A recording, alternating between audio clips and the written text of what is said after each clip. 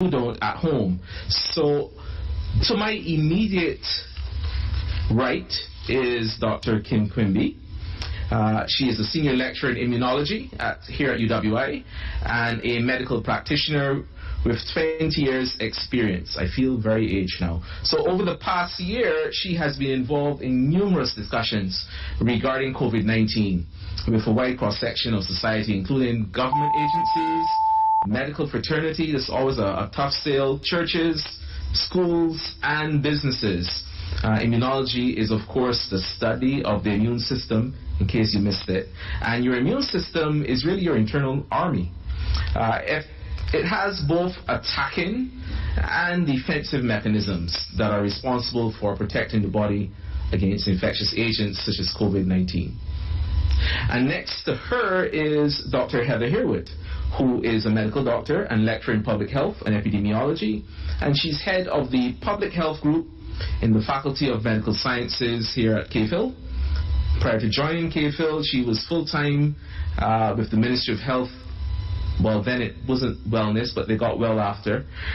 The last 15 years of her stint with the Ministry of Health and Wellness was as a medical officer of health, and which involved clinical as well as administrative aspects, such as managing the delivery of public health services and coordinating aspects of health disaster response mechanism.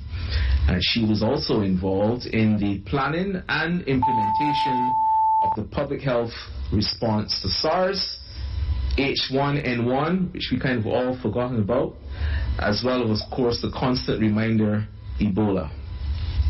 And next, you have already met our esteemed principal. Next is Dr. Tanya Whitby Best, to his right. Dr. Best is a graduate of the Faculty of Pure and Applied Sciences, now Faculty of Science and Technology. I got that right. UWI, and also a Faculty of Medical Sciences, UE Mona, one of the other campuses, in 2005. She followed her completion for internship here at the Queen Elizabeth Hospital in Barbados and joined postgraduate family medicine programs, which she completed a Master of Science in 2012 and a Doctor of Medicine in Family Medicine in 2014. She's presently the resident medical officer and head of the Student Health Clinic. Tanya, I think that's the first time I got your title correct. And a part-time tutor in the Faculty of Medical Sciences here at KPhil. And last but not least, for psychological support, not to the panel, but in general, Dr. Jacqueline Ben is a clinical psychologist and has been fulfilling the role of psychological counselor at UWI for the past 7 years. Dr. Ben spent 10 years as a clinical psychologist and at the psychiatric hospital, of which she spent in the forensic unit. And prior to this work, she worked for several years at the Queen Elizabeth Hospital as a registered general nurse, and I can attest to that, in the intensive care unit, as well as a psychiatric nurse. Ladies and gentlemen, welcome to the panel.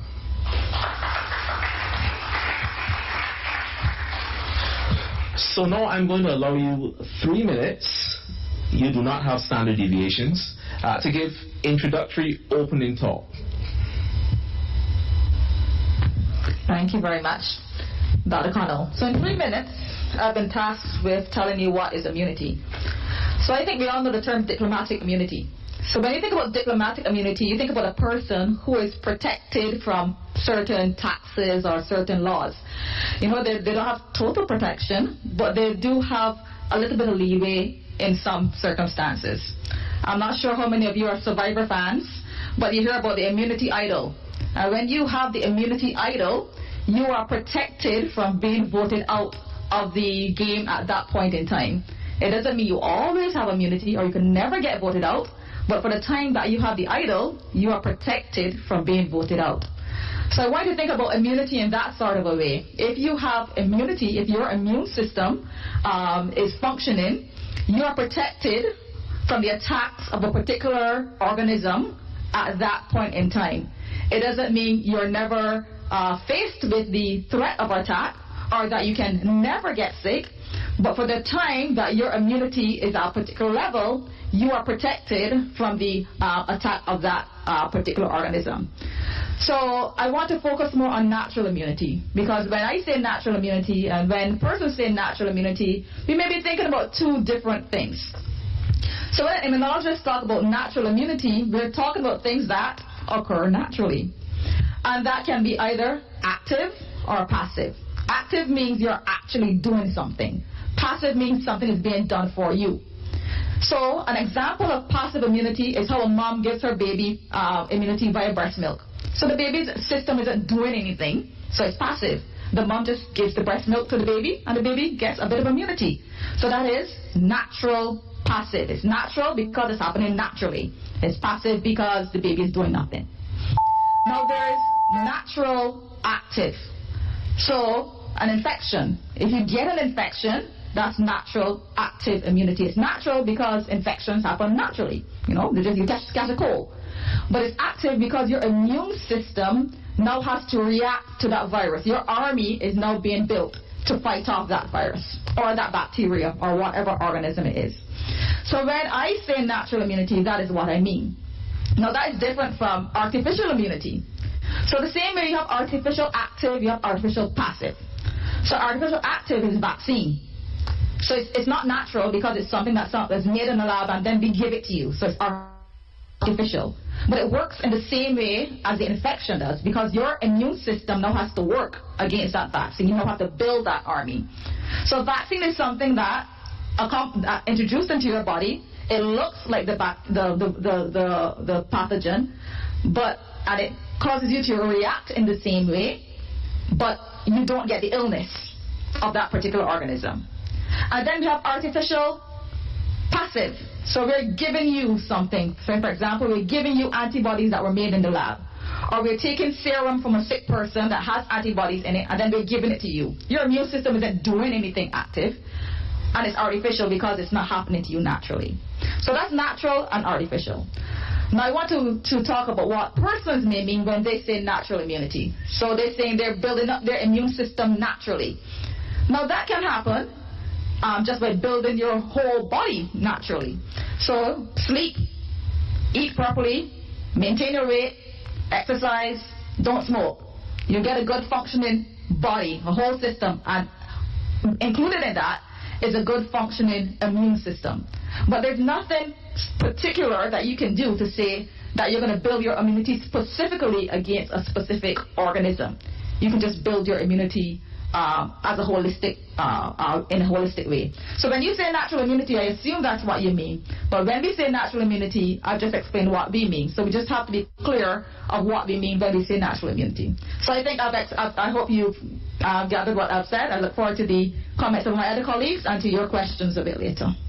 So thank you very much, Dr. Quimby. That was amazingly clear. And I know that some of my colleagues and former lecturers at St. Augustine are watching this telecast, but you did a much better job in clarifying natural and active immunity.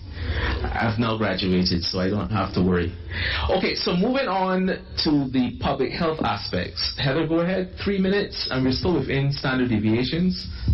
Thank you very much, Dr. Connell. Good evening to everybody. I'm tasked to just speak a bit about the public health measures to reduce spread. And this is probably the thing that you've been hearing a lot over the last year and a half, because one of the constant things that we've been saying previously, prior to the advent of the vaccines, that in the absence of a proven pharmacological intervention, we have to rely on what we call the non-pharmaceutical interventions, or NPAs. These have been called the protocols, adhering to the protocols. You see them on flyers, you see them on, or we're having an event and all protocols will be adhered to. And we just want to break that down a little bit to make it practical and understandable. What does it mean? So NPAs are a suite of measures which, when taken together, will reduce the risk of transmission. So no one single intervention in and of itself is sufficient. It is necessary, but not sufficient by itself. So the common things that we would be considering, and we want to bring it back to the context of the campus, since this is primarily a campus event, but certainly it applies to the wider nation, mask wearing. And on campus, we're a mask mandatory community, and mask wearing has been proven to reduce the spread of the virus. And it's not just COVID. If you think of what happens in China and Japan and other places where people typically will put on a mask if they have a respiratory illness, because it keeps the virus at you. I'm going to put it in Beijing terms. So it protects people from you, but it also protects you from other people. But masks only work when they're worn correctly and consistently. So noses should be covered and it should go under the chin. We also speak about the physical distancing, and we moved away from the term social distancing because we recognize, especially with COVID, because of the long-term aspect of it, it led to social isolation. But we want to think of the physical distance you want to have between yourself and someone else because of how the transmission of COVID works. Primarily droplets. Droplets typically will come from our noses and our mouths and will fall within 3 feet, but it's been proven that it can travel a little bit further before it falls to the floor. So hence the whole, I think the old term about keeping someone at arm's length, that is actually public health, because things will fall, most of your droplets will fall to the ground before that time. So physical distance is a proven measure as well.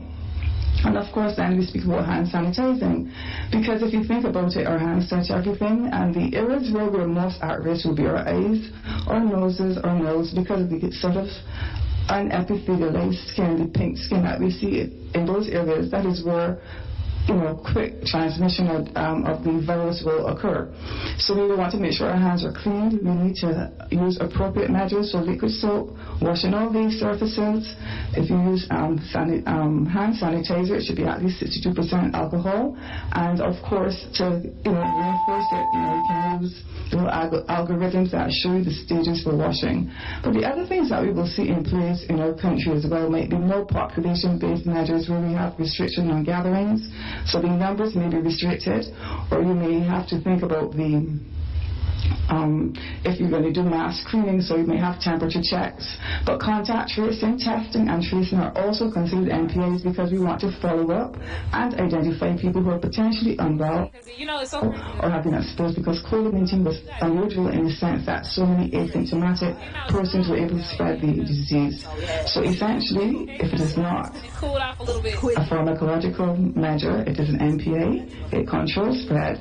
But the thing is now we can see where the vaccines which were spoken about by our principal and the whole measures of immunity, the artificial immunity, can now be layered on top of the NPAs.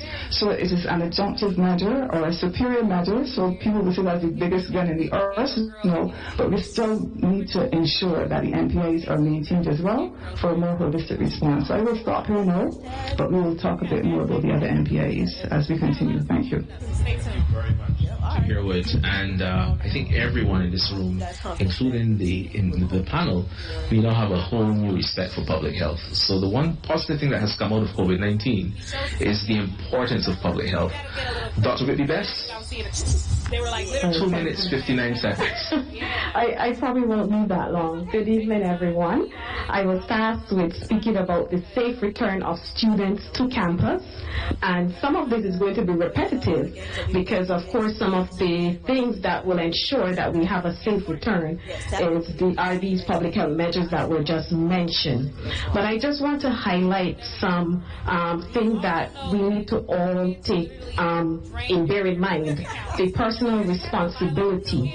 And we have some students here who lives on hall. What's the theme that we always sing? Not me. Either one of my favorite artists, Ariana. But we, right?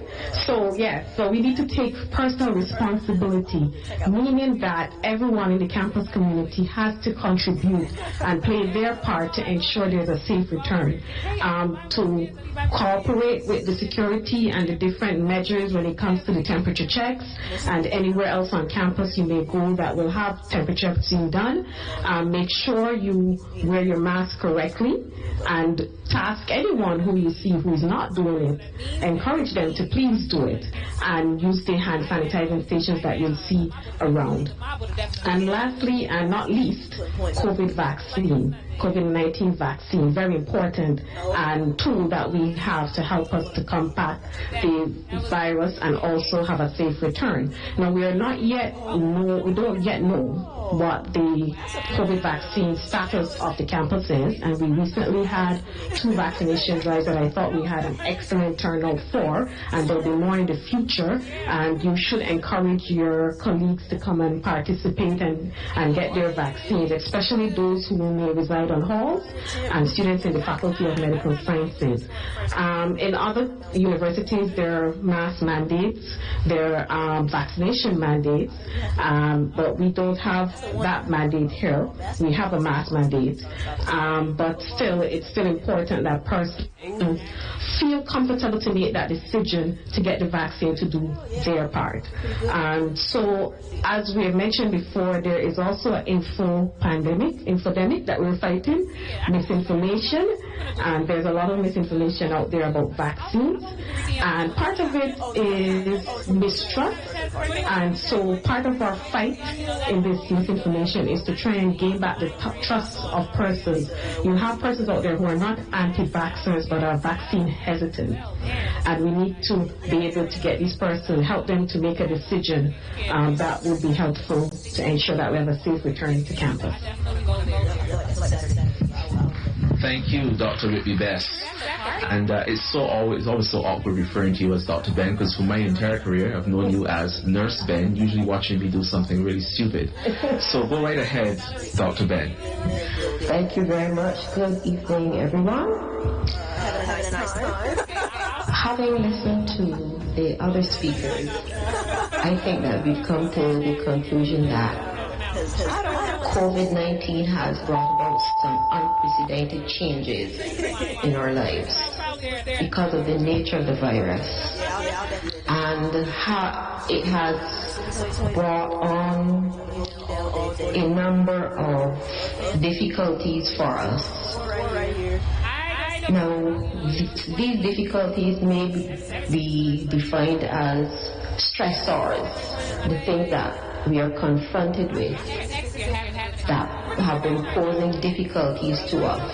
And these stressors have brought on what we term stress. So let me define for you the term stress. And this definition is taken from the American Psychological Association. It defines stress as a physiological or psychological response to internal or external stressors. So the stressors are the circumstances or the events which we experience, which then create the stress or the strain that we feel. And this stress involves changes affecting nearly every system of the body, influencing how people feel and behave. The thing with stress is that if it is not managed well, it can lead to additional difficulties. One of the stressors that COVID-19 has brought on us is the fact that we have experienced loss in all kinds of ways.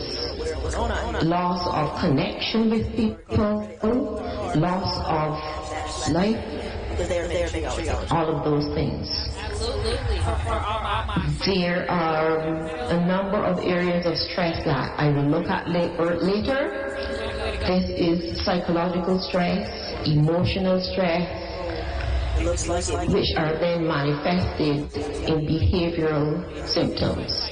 But we will go on and we'll talk about what those are, and then we will look at, or I will give you some tips on how best we can manage stress. Thank you. Thank you very much, Dr. Ben.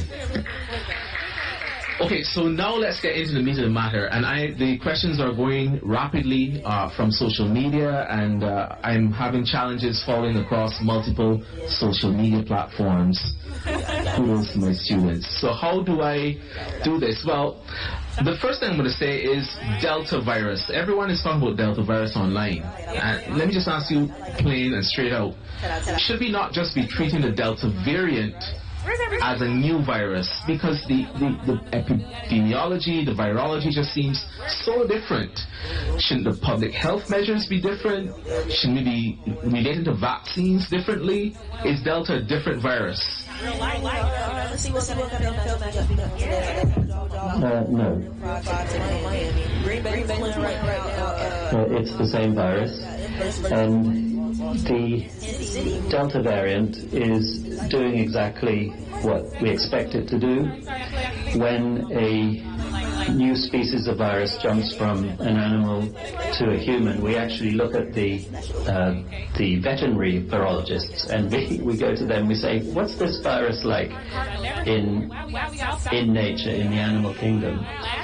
And so coronavirus has a known mutation rate. It's not as rapid as HIV, for example. It will be more rapid than other viruses, like measles or something like that. It has a known mutation rate. We expected variants to be generated, and we also expect the direction of travel. The direction of travel of variants is usually more contagious, less lethal. More contagious, less lethal. So let's think about that. So this now is the 5th replacement of the epidemic by a new variant. Remember back in April when everybody was panicking about the G541 variant, and then there was the EU1 variant that came in July last year, then there was the Kent variant which came in September, October of last year. Then we had the South African variant, which was in December, January. And then we had the Brazilian variant, and then the Indian variant. And there are going to be others. So this is the 5th time that the whole pandemic's been replaced. And you will get dominant variants. The Delta variant is a dominant variant. Wherever it goes, it kicks out the others. In the UK, it kicked out the Kent variant. In South Africa, it's kicked out the South African variant. Now, you said, do we need a new vaccine? No. If there was one variant that showed a little bit of slipperiness and was trying to wriggle away from the vaccines, it was the Beta variant, the South African one. Now, we don't have to worry about the South African variant anymore because the Delta variant kicked it out. And the vaccines are very effective against the Delta variant. All the vaccines that we have on the island, the Sinopharm, Pfizer and AstraZeneca have good reactivity against the Delta variant. The Delta variant is much more contagious. So you will get a big spike. When you get a Delta outbreak, it kind of looks different. It's really, it creates a big spike. We saw that in India.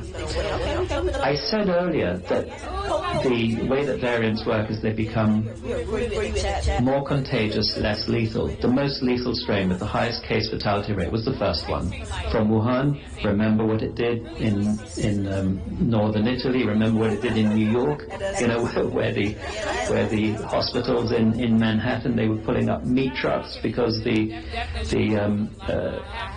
morgues were all full. That one had the highest case fatality rate. But because the Delta variant is so contagious, it causes more cases, and therefore you get more deaths. But it's not because the case fatality rate is especially high, it just is more contagious. And we expect this progression, more contagious, less lethal, more contagious, less lethal, to continue. And at some point, I don't know how long, maybe a dozen years, maybe 100 years, maybe 1,000 years, this virus will just be with us, and it won't be causing us any harm, and it will just have reached an accommodation with us. That's the direction of travel that we can expect. So right now we're all focused on the Delta variant. I have no doubt that in the future there will be another one that will kick this one out as well. That's just the way these variants go. But we still have the tools to fight this. The non-pharmacological interventions that Heather spoke about are so important right now to protect Barbados from the Delta outbreak. The physical distancing, the mask wearing, hand sanitizing, the social gatherings. I want you to remember one thing about how this is spread. this virus is spread in noisy environments. If you look at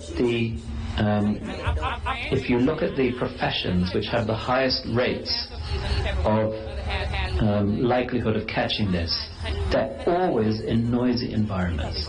So, of course, nightclubs, the most obvious one. There is only one circumstance in the world where you would walk up to someone this close to them and shout in their face, and that's in a nightclub.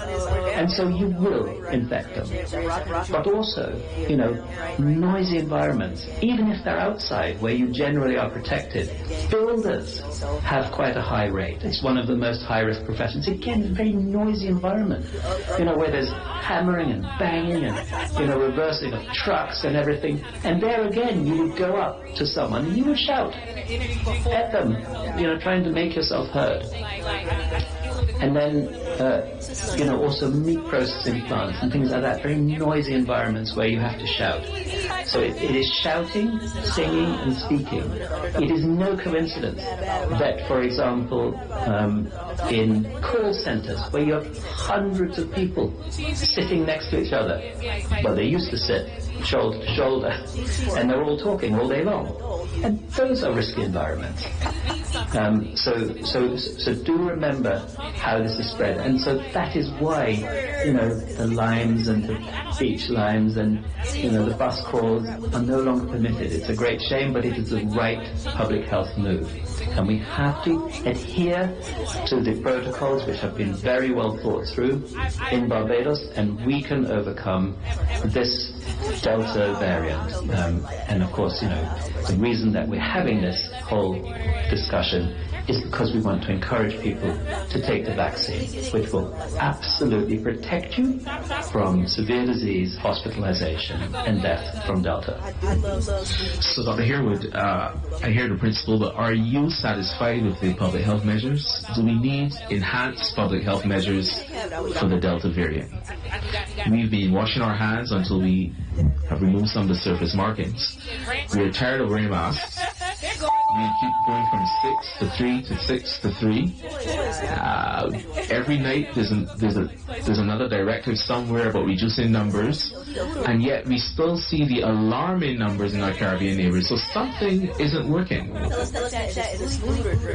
So that's an interesting, set of statements, and I will go back to something that I said in the introductory remarks. And it's true. MPAs rely on behavior. It relies on things being done correctly and consistently, and how to balance that with the fatigue, because this has been a long time.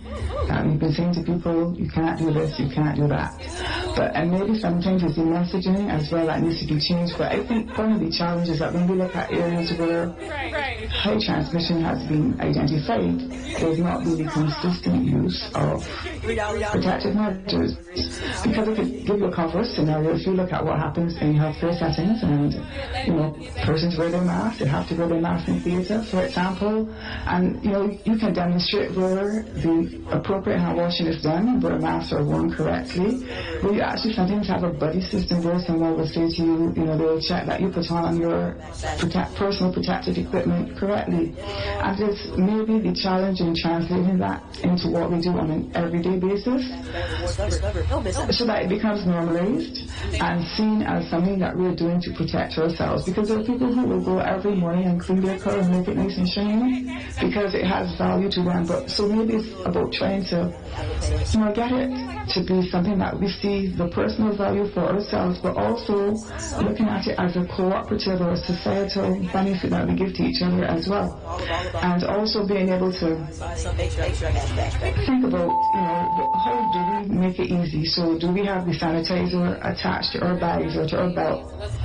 Or, things that make it close to us, that maybe making that choice is an easier choice because we've created the environment for it. But I do think that there are things that we can augment point. So I spoke a bit about contact tracing and following up. And I think we do need to maybe tweak some things because we can't afford our health systems to become overwhelmed. I think that's the bottom line. Because if you speak about something that's more contagious, it means that we have to be even more particular about how we engage in the MPAs, but also think about now what is the added value of having high vaccination rates. So if you look at countries, for example, like Malta, Iceland, places where you have in excess of 70% of persons already vaccinated, it is not that they have relaxed everything, so there's still restrictions in Iceland, but the reality is the sort of knock on the health system, the knock on the economy has really tapered off.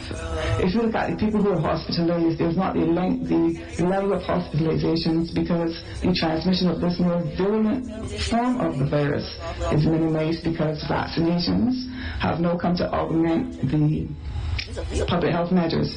But in terms of looking at maybe using more IT-based systems so that you can do surveillance now. So if you go to somewhere, your phone, we have apps, and in England, in some restaurants, for example, you go into a restaurant, you don't have to swipe your phone. And that is a way of actually facilitating contact tracing, because if I can refer to some work that was actually done in the faculty here on campus here from the George Allen Chronic Disease Research Center and the Public Health Group, we looked at the impact of contact tracing on human resource requirements. Because we know it happens, but do we think about the cost of it and what are some of the, indirect costs that we're not so much aware of? So if persons are in the field following up on contacts physically, doing interviews, it also means then that these persons can't be in the clinic looking after patients.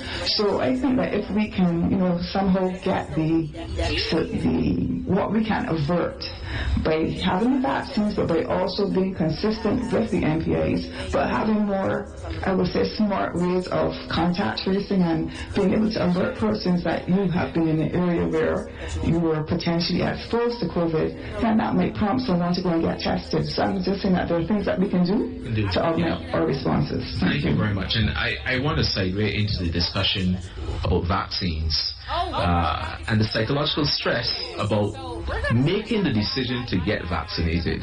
And about 2 days ago, one of my patients said to me, there's a tough choice to make about getting vaccinated, but there's a lot of stress from everyone around you who's vaccinated, pushing almost down your throat, you need to get vaccinated.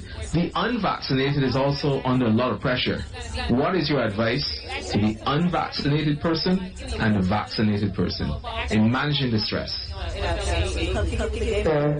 Thank you, Dr. Connell. Yes, there is enough stress to go around and more, both for the vaccinated and the unvaccinated.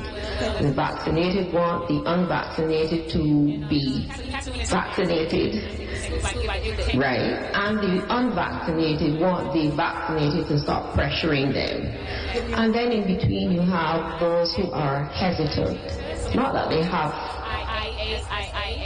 that they fall on the side of not wanting to be vaccinated, but they are still making up their minds.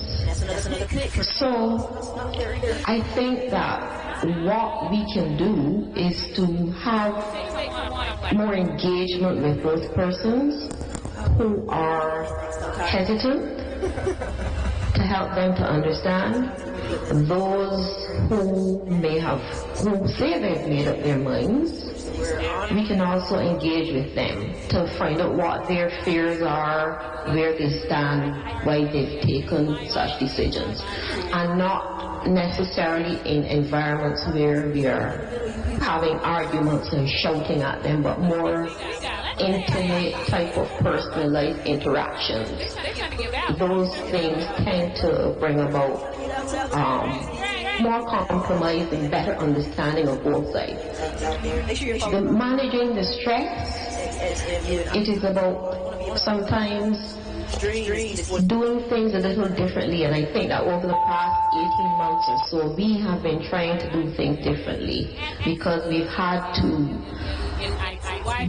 wear masks, which we're all tired of, all of us who wear them, I am tired of wearing a mask too, but I understand the need to do that. Accepting sometimes what is happening where you are, knowing that at this particular point in time, this is what we've got to do. That acceptance can help to reduce that sense of burden, because this is what we've got to do right now. So let us proceed with it until such time as we don't. That's one. Having people continue to support each other, talk and support each other, that can go a long way. We know that we can't gather in groups and hug up people and chat as we did before, but that doesn't stop us from talking to each other, communicating, talking with and not talking at. Also, other ways of helping people to manage some of this stress. Persons who may have a faith-based system, that can also be quite helpful. It doesn't mean because your God is different from my God, or your perception of your faith is different from mine, that is not going to be useful. But it has been shown to be useful to help people manage difficult circumstances. So those are some of the ways that people can implement, some of the things that people can implement to help them manage some of the stress that's going on right now. Thank you very much for your response. And I'm going to go to some of the questions that are coming in from Facebook. So Ken, the COVID-19 vaccine, first we heard that, take it will prevent serious illness and death and hospitalizations, and it actually kind of reduced transmission of the virus as well. And then as time evolved, we heard, well, it's still looking good at hospitalizations and deaths, but we're not quite sure yet about transmission. Are these vaccines just, in the larger scale, do they still stand up to the same standard as vaccines, or have they fallen below that? In other words, should we expect, by being vaccinated, that we should have full, robust, sterile immunity? No, you can't expect 100% immunity. And if I cast your mind back to what the initial studies were, they were looking at a reduction in symptoms and not necessarily a reduction in transmission. Remember, when we said Pfizer was 95% effective or AstraZeneca was 89% effective, it was effective at reducing symptomatic COVID and not necessarily transmission. As the data started to come in, as we went into the real world studies, and we noticed that as more persons became vaccinated, that the infections rate started to go down, the numbers start to go down. We then inferred from that vaccinations are reducing transmissions. But for persons who like data, if you go on the Public Health England website, so we're going to look at the data of infections and deaths, and we're also going to layer on top of that where the variants came in. So obviously, I know I like to give these examples. So if I explain to you what a variant or what a mutant is, if you watch X-Men, so you have Mystique and Wolverine and Cerebro, they look differently and they behave differently to the humans. So if you get a variant or a mutant strain, you would expect it to behave a little bit differently. So this increase in numbers are really due to the variants that are constantly evolving. Every time you get a new strain, as you saw with the Beta and the Delta, you do get a little less efficacy of the vaccine, and obviously if it's less efficacious, then you would expect that the numbers will increase at that point in time. So to expect sterile immunity or 100% immunity, no. And you don't get that with many of the other vaccines. As I explained in the beginning, that diplomatic immunity or the immunity idle protects you from a particular organism for a particular length of time. It doesn't promise 100% sterility. Thank you. Principal, how can we say that after just 2 years that these vaccines are safe? Oh my God, don't say it. So you would always report accurate safety data, and you wouldn't sort of come with a binary statement and just say, oh, they're safe or they're unsafe. There is always a risk and a benefit. And so, although the risk, for example, of the kind of thrombotic complications which have been noted for the AstraZeneca vaccine, and they were quite prominently discussed, they were very, very rare events. And they were very similar thrombotic events as you would have, for example, with the birth control pill. Now, in the case of the birth control pill, these events happened at a frequency of about 1 in 400. And in the case of the AstraZeneca vaccine, about 1 in 100,000. So they're very, very rare. But, I wouldn't want to go out and say, well, there's zero risk. But the benefit, the thing that defines the coronavirus disease is that it's thrombotic.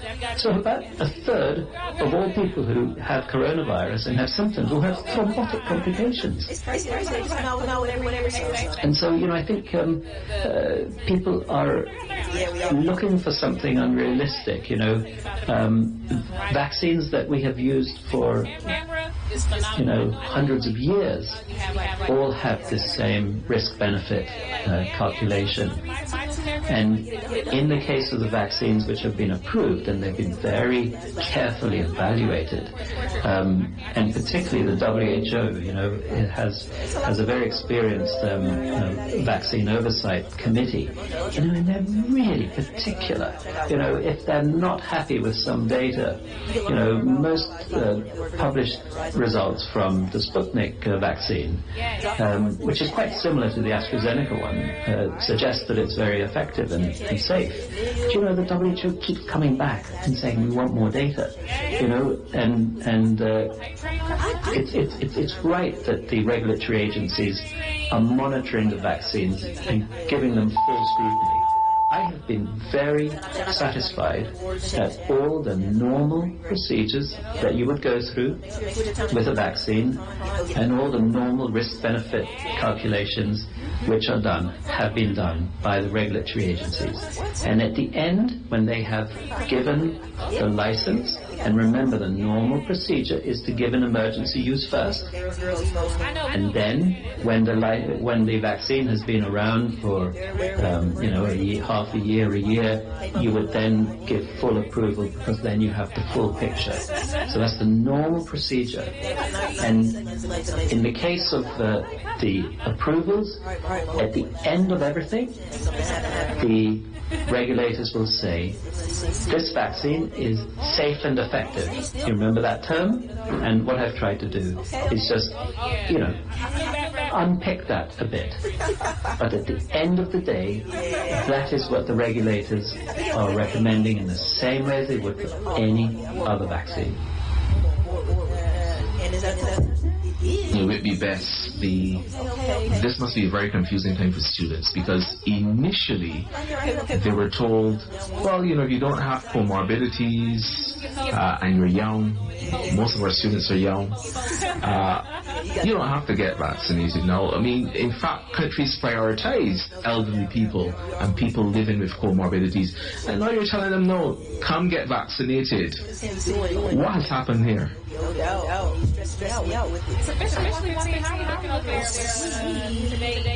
It on? Okay, there. Right, so originally there would have been limitations on the number of vaccines available, and as such you had to prioritize who would be at greater risk, and that's why most countries would have started with the elderly and persons with comorbidities. And as time progresses, then there are more vaccines available, There's some countries now in the Caribbean who they have about 4 different types offering to their population. In Barbados, we presently have 3 different types: the Pfizer, the AstraZeneca, and the Sinopharm being offering at the same time. And as such, we're able to now vaccinate younger persons. From previous data, we were shown that younger persons were actually the ones driving the pandemic. The persons under 40 were the ones driving the pandemic because, of course, fit, healthy, figured if you get COVID, you're going to recover. And then these persons were taking the virus to the more elderly, more vulnerable persons and infecting them. So this is ideal in terms of being able to offer to younger persons, because then we hopefully will be able to decrease the risk and the transmission associated with the virus in the community. Okay, thank you. And I'm going to open the floor to questions, but I wanted to come back to Dr. Quimby. You know, why not just get natural immunity? Natural sounds good. We want immunity. Why not just get infected and get natural immunity? Okay, so I guess we're looking at the difference between getting the infection and getting the vaccine. Okay, so the immune response to whether it's the virus or the vaccine, what happens, you build in your army is very similar. If I expose you to the live virus, or if I expose you to the vaccine, it looks the same way to your immune system, and your immune system responds in a very similar way. The added benefit of getting the vaccine is that you don't get the illness associated with getting the virus. So there's no added benefit in getting the infection over getting the vaccine. If that's what I understand what we're asking. Is the contrary true then? Is there added benefit of getting the vaccine over just getting the illness? I mean, if your chance is already low and you don't have comorbidities and you're young and you're healthy, why not just take the risk? Well, then that's up to individuals to take the risk. We want to reduce risk. You're saying that take the risk, but in that statement, you're acknowledging that there is a risk, and that young people who've not had comorbidities have died from COVID. So, what the vaccine has over the virus is that you don't actually get the real infection. And from a public health perspective, is it important then that these people who are young, healthy, fit, black robes, that they also get vaccinated? Yes,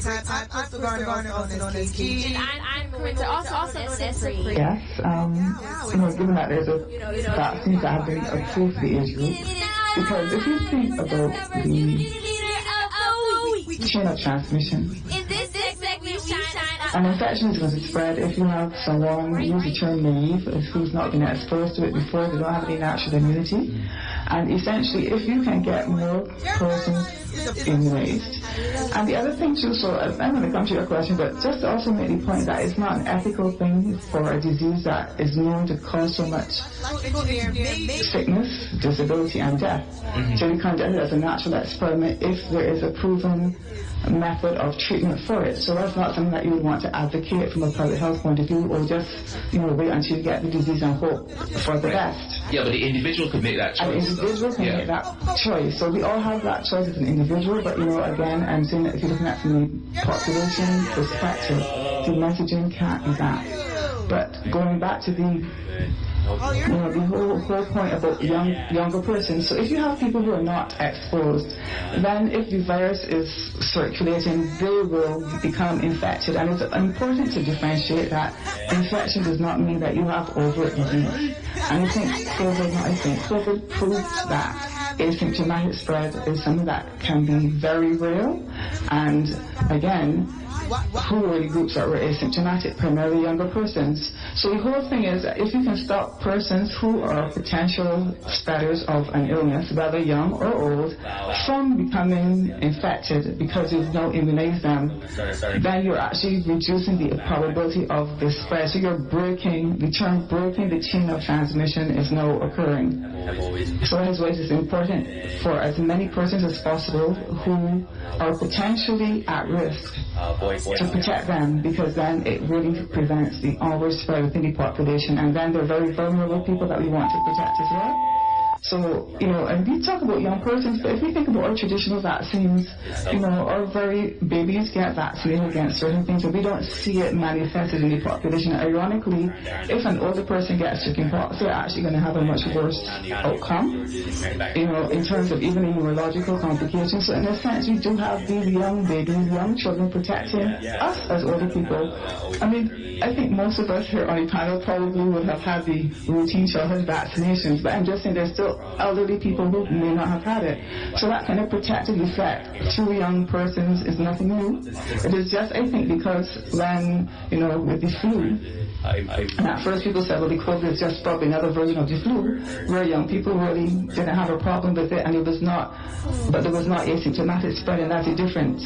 So you can still become infected, not show symptoms, and still spread the disease. So there is a good case for immunizing anybody who's potentially not exposed to the disease to break that chain of transmission. Great. Thank you very much. And I invite members of the audience to please approach the microphone if you have questions and interrupt me, although I have quite a few of them coming from the online audience.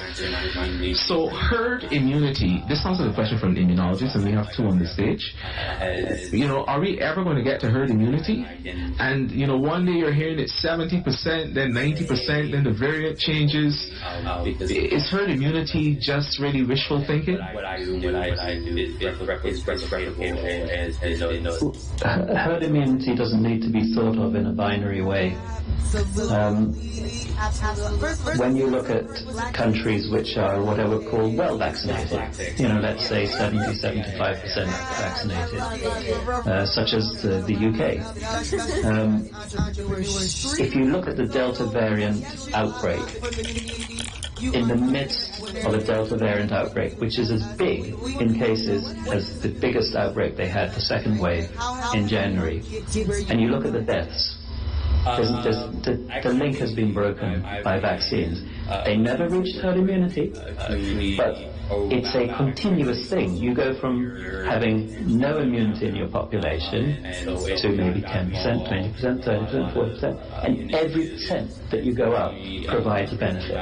And so you don't need to reach herd immunity to realize a benefit, because that is already being realized in countries which have high levels of immunization. And it is a moving target, because the original Wuhan strain would not have been as infectious as now the Delta strain. And every time you go up in contagion, your level of herd immunity goes up as well.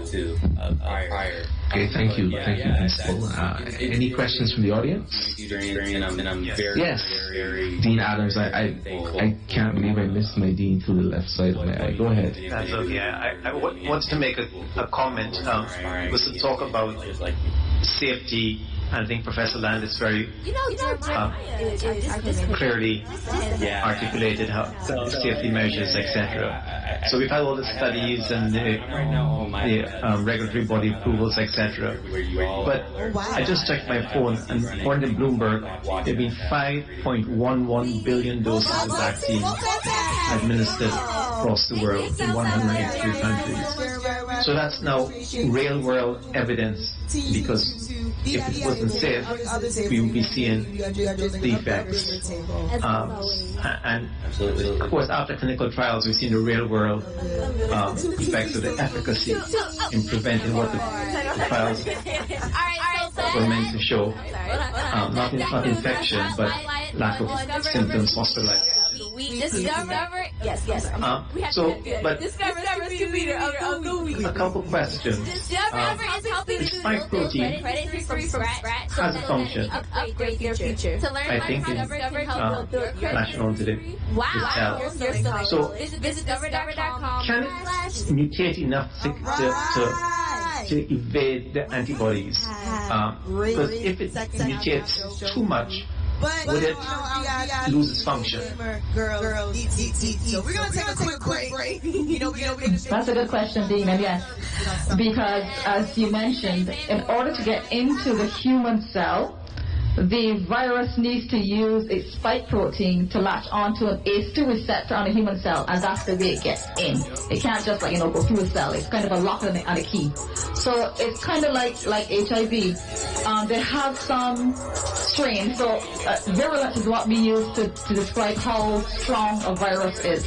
So there are some strains of HIV that are less virulent because they've mutated too much that they can no longer infect as well as the other strains. And the same thing could happen for COVID.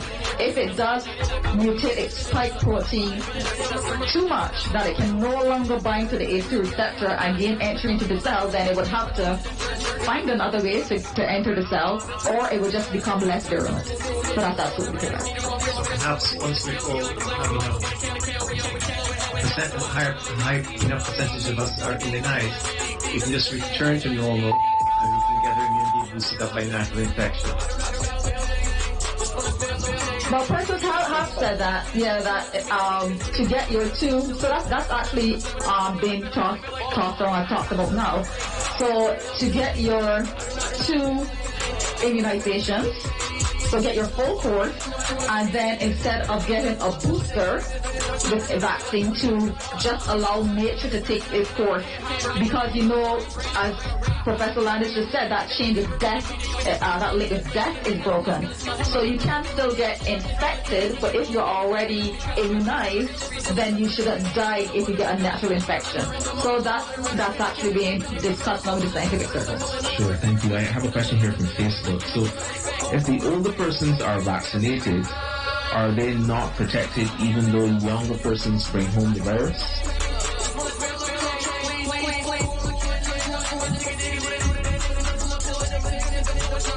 They're protected. So the whole point of vaccination is to protect you from illness and death. And if the older people are vaccinated, then they're protected. But what kind of a world are we living in right now? I mean, we're all wearing our masks, we're all socially distanced, we can't go out and have any fun. I mean, our economies have collapsed. There are people being pushed into poverty. We're talking about, pushing development 10 years down the line. I mean, this isn't the world we want to live in. We want to get out of this.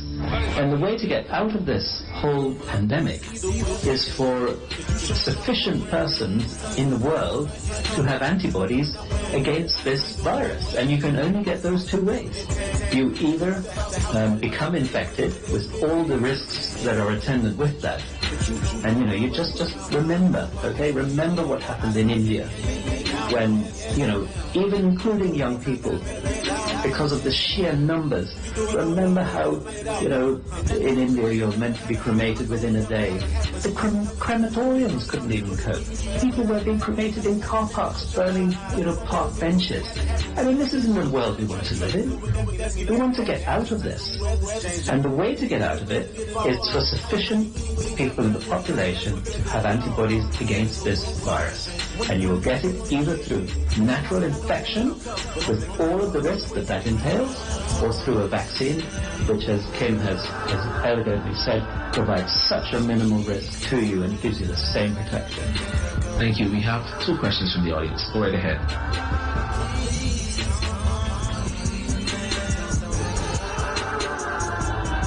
It's a game that they play with the mic. Try it one more time.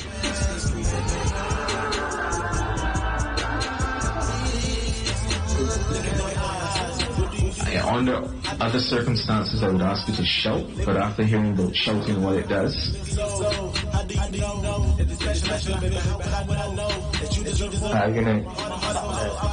Good evening. Hi. Good evening. I first want to commend the university for its very civilized and diplomatic town hall. I must say that as a young man, I attended one, I won't say where, just last week, and as I was speaking, I had to be looking over my shoulder. My question though is, when we look at Barbados and the region today and we see the hostility and the tension building between vaccinated and unvaccinated persons, and by no means any scientists or medical practitioners, so I have the direct question to Dr. Beng. how do we now advise our students, specifically who are caught in this web and stressed over this tension between the unvaccinated and the vaccinated? And I'm using tension and hostility as nice pampered words here. I'm trying to avoid saying a war. Thank you so much. It is to some degree a war, yes. But, we've got to arm ourselves in terms of protecting ourselves from the war or getting injured in the war. That protection can come from getting information from reputable sources. And when I say reputable sources, there are other university students. That there are places that you can go and search for information, and it is going to be accepted because it has gone through rigorous peer review and things like that. That's one way of arming yourself with information. The other thing is recognizing that in wars and in this type of environment, there is going to be hostility because there are persons who each person wants to get over their point, and our egos are big. Each person wants to be correct. Understand that people are stressed, that we all want to get out of this situation. Sharing important, reputable, truthful, factual information. Directing students to persons where they can ask their questions and have them answered truthfully, factually, and having these types of discussions where you talk about civilized conversations. Those are also avenues that can be used to help persons to reduce some of the hostility and the anger. Those are some suggestions that I can make. Thank you, Dr. Ben. We have another question from the audience. Hi, good evening. I want to also add, my congratulatory comments. I think you guys have been doing a fantastic job here this evening. I just want to say that the medical profession historically have been seen as a very esteemed way. Everyone's looking at the doctors, and past tense. well, that is that's what I'm here to mention, because we have a set of professionals who are driving the same myths, that you are misinformation or information, because it's coming across as information, you are saying it is misinformation. And that is what is creating a lot of the chaos within the communities. I mean, I was in a conversation with a doctor just about 2 weeks ago, and if I did not have a public health brain on my head, and I did not have just a brain, I would have not, I don't believe nothing nobody here from something, and that came from a doctor's mouth. I mean, he referred to doctors in Barbados as minions, and this is a Barbadian doctor.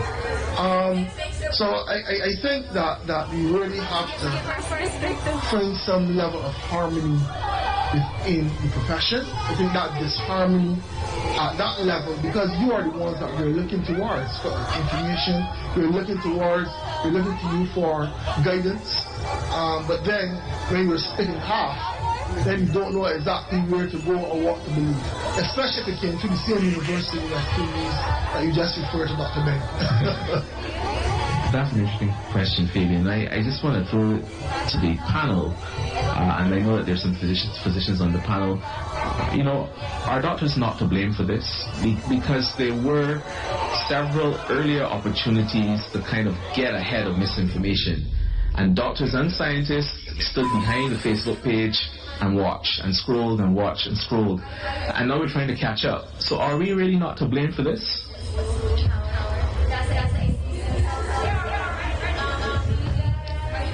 Well, I think I might have to be a little diplomatic in my answer, my response to that question. There are opportunities to always educate patients, and we need to make sure we find these opportunities and use them. Sometimes we have missed opportunities to educate, and as you said, we play catch up. So to some extent, there might be, I don't have any evidence to actually support, but there might be some blame to cast there. Should there have been more measures or discussions from the onset of this pandemic? I noted that we started having discussions on the vaccines after getting vaccines. Would there have been some benefit, I don't know, to maybe having discussions before? And then this is where the mistrust comes. You can get the information from persons. What are their concerns? What are they worried about? What would make them consider getting a vaccine or not getting a vaccine? And then address those directly. So it's important going forward. We always just use these incidents to learn from. You should always just learn from things and use it in the future to always take the opportunity to educate as early as possible and get ahead. Because believe it or not, the anti-vaxxers are doing all their information from long before, putting out whatever information is out there from early and keep at it. And in the same light, those on the opposite end should keep at it too, to combat any misinformation that's out there. Sure, thank you. And Dr. Ben, I know you have a brief response, but I want to go to the audience as well, so brief response. To add to what Dr. Whitby Best has said, engagement with people, as opposed to you being in one camp and the other person being in the other camp, and we're fighting and getting absolutely nowhere. So I think that we ought to have that type of engagement, because it doesn't matter your intellectual or academic level in terms of vaccine or anti-vaccine, you will find persons in both camps. So it is understanding what each person is trying to say, addressing those concerns, and then we can go on from there. Thank you. And a question from the audience.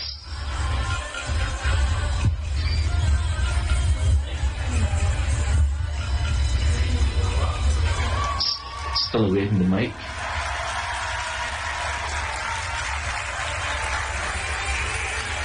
You didn't expect to get away easy with that one. Okay. We need a microphone, of course, for our virtual audience. Go right ahead. Hello, good night. Good night. My name is Javara, working medical student, and my question would be posted to Professor Landis, Dr. Herwood, and Dr. Grimley. So my question, I'm listening to the audience. So there's so much skepticism around the topic of vaccination. Dr. Herwood also mentioned NPLs, non-pharmaceutical interventions, which will decrease the spread of COVID-19, but also mentioned it will decrease the spread of other diseases. So my question to the panel is, what are your views on immunity debt, and what public health plans should be put in place to prevent an immunological fallout in the future? This sounds like a medical student question. Okay, so the first thing you said with so much skepticism about, I don't see the evidence for that.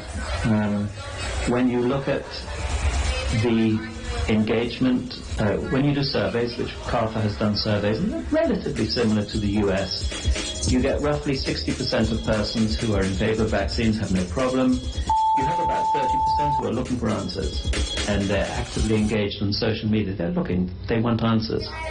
And then you have 10% of persons who are dedicated anti-vax and will not take a vaccine.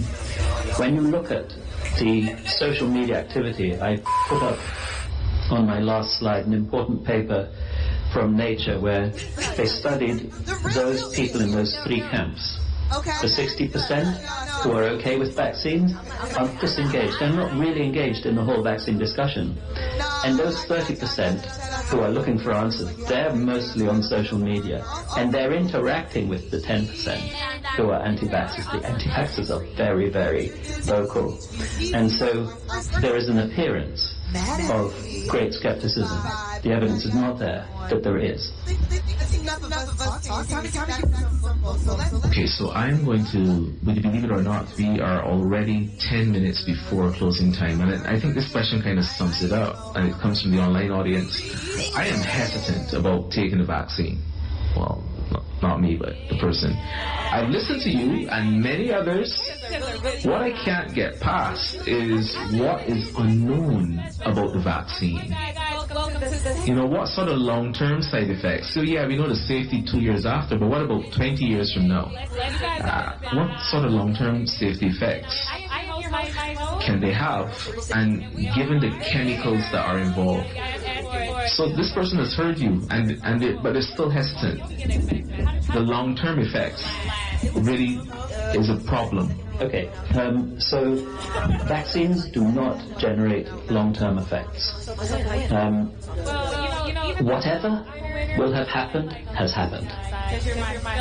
And in the rare case where you might have an incident that leaves a long-lasting effect, it will happen very quickly. So something like GBS, Guillain-Barré syndrome, would be one of the worst long-term effects. But you get it within a few days or weeks of getting the vaccine. There is no such thing as a 5 years down the line, 20 years down the line long-term effect of vaccinations.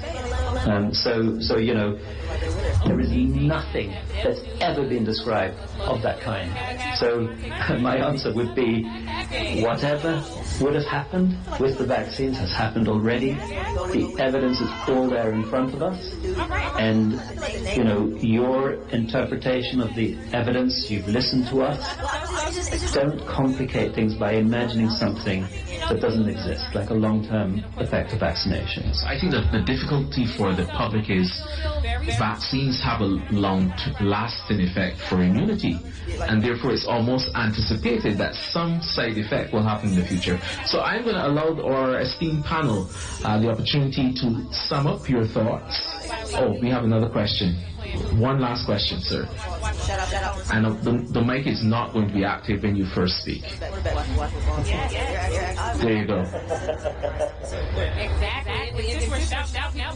Try it again.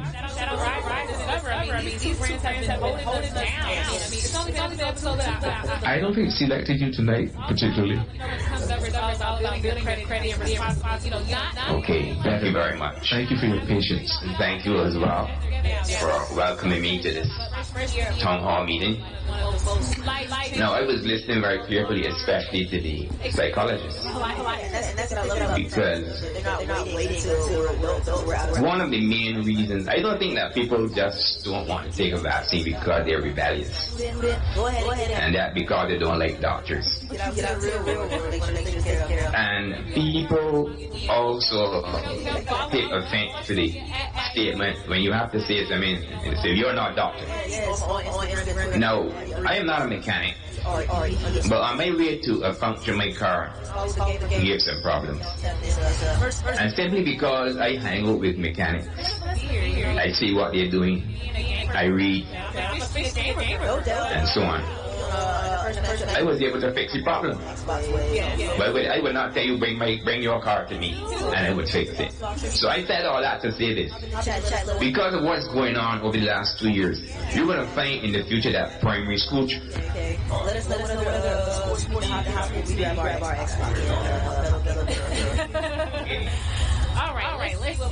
Can we just change mics? Maybe the one on the left. Yeah.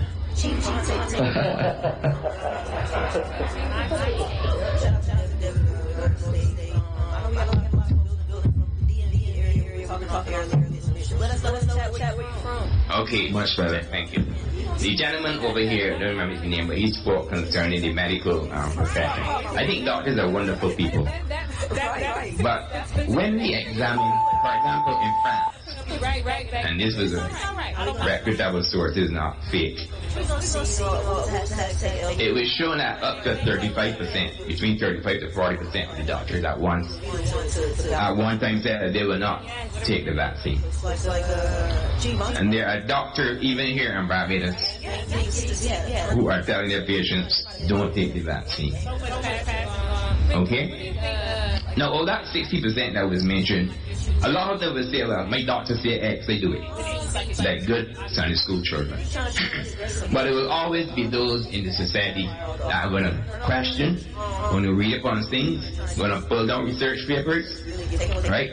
I myself have heard doctors, professors, immunologists, epidemiologists, all kind of just not agreeing with the mainstream. So it causes problems. Alright, that is why I am against mandating vaccine.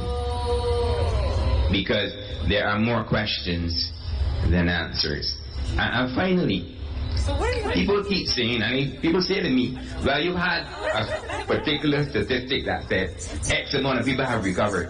And people look forward to seeing that because it says to people, we are getting somewhere. But for some reason that was removed. Then there's another case, and I know personally one person who would have taken the vaccine and would have died within 3 days. Right? Here in Barbados. Now, China has a population of approximately, I use the word approximately 1.5 billion. It could be a little less. 1.5 billion. If 1 in a billion people were to take the vaccine today and had adverse effects and die within 24 hours, that would be 1,500 people. And that would sound like a grand total. A lot of people just died.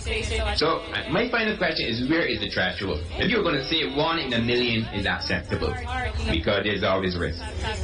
But suppose the 1,500 persons were to die today rather than over a period of a year or over a period of 2 years. So what is the threshold? So what's the threshold? And the respondent has 30 seconds. Unless he's the principal, then he has as long as he wants. Okay, so I want to agree with what you said about vaccines not being mandatory. I have never felt that that is a wise move to make vaccines mandatory. It makes me very nervous to think that we could be breaking our society, with some sort of biosecurity passports into people who are allowed to do things and people who aren't. I also think it's unnecessary. It basically, I think, confirms in people's minds, that we're being coerced. So that is why, as a community, the University of the West Indies, we decided that we would not make it mandatory for persons to access this campus to be vaccinated. So I agree with you on that. In terms of, is there a threshold about what is acceptable and what isn't? I have always wanted to be very open and honest and just describe the statistics so people can make up their own minds. So if you look at especially what's going on right now, you look at the Bahamas, in the last 5 weeks, 53 people have died. 51 were unvaccinated.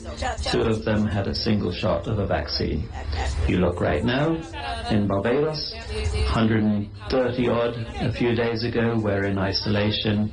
136, I think, out of 137 were unvaccinated. It's very clear, if you look at the evidence, that people are getting sick and they're dying from this disease. The risk from the vaccines is extremely small, and those have been described, and you can even pick your risk if you want. So, as we use the vaccines, we also sort of learn how to tweak them a little bit. So we have found that the most allergic responses tend to be with the mRNA vaccine. So if you have an allergy, then maybe you would prefer a different one. In the UK, it was also noted that in March, when they decided they wouldn't give the AstraZeneca to persons below 40, of course they always had the luxury of having different vaccines like the Pfizer, they actually found that this actually did help to bring down the risks from the clotting associated with AstraZeneca. So now there really is, almost no risk whatsoever from that. So, let's use all the information we have, and ultimately, I don't believe in making anything mandatory. It should be up to you, sir, to decide if you want to get vaccinated or not. Thank you, and we do have to close the floor for questions now. But I'm going to invite our panelists to give closing statements in 29 seconds. Starting with Dr. Quimby. Thank you, Dr. Connolly. Thank you, audience. I'm so sorry we didn't have more time, but I just want to let you know that we are still here because we are closing off the floor and closing off questions now. It doesn't mean that we cannot be reached with any other questions that you might have. So Facebook and whatever the other media are still open. Please log your questions there, and we'd be happy to respond at a later date. Thank you, Dr. Quimby. Dr. Herwood. Thank you to the audience, both live and virtual. And just to remind us that we all have a part to play, whether or not we mandate vaccines. As I said, the NPAs are still important because there are very many layers that we can apply. So even as we're contemplating, and you have the right to contemplate, to look at the evidence, remember to wear your mask appropriately, to do your hand hygiene, to think about the physical distancing that is involved, and also to think more about how we can be our brothers keepers, even though we may have different opinions. Thank you. Thank you. And Principal. Yeah, I would like to make basically the same point as Kim Quimby.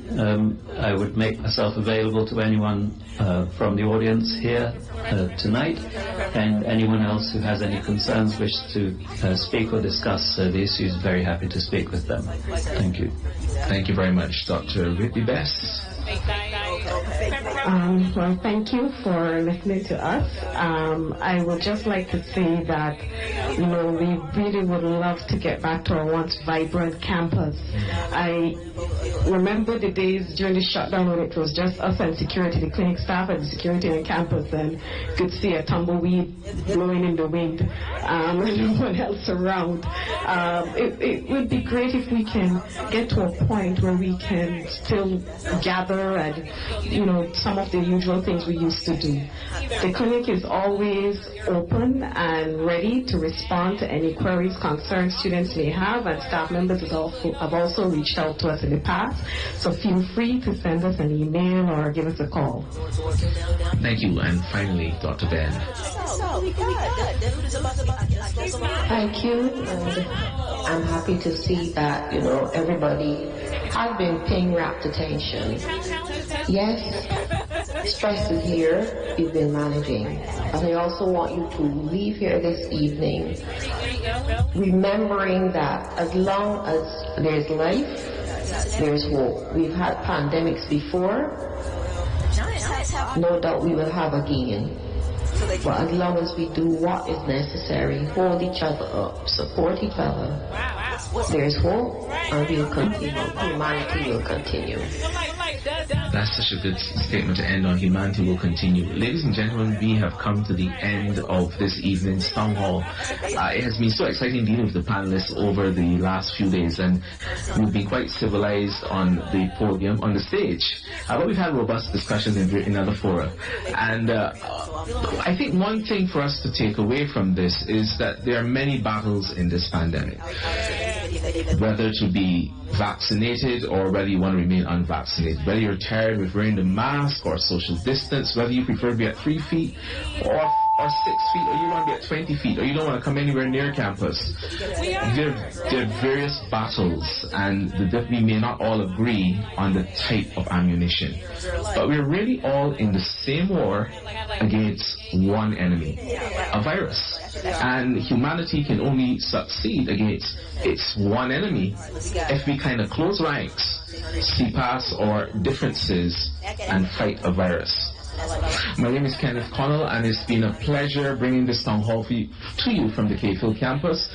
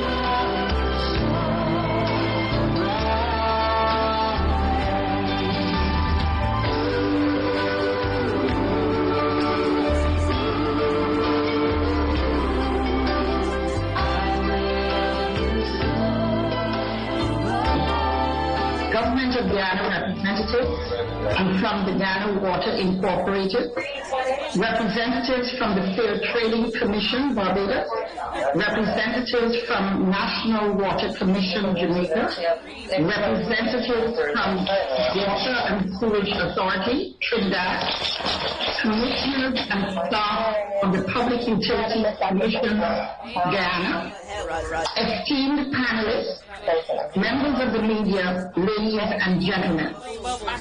It is my distinct honor and privilege to welcome you to this, our third webinar under the theme, What's in Your Pipe?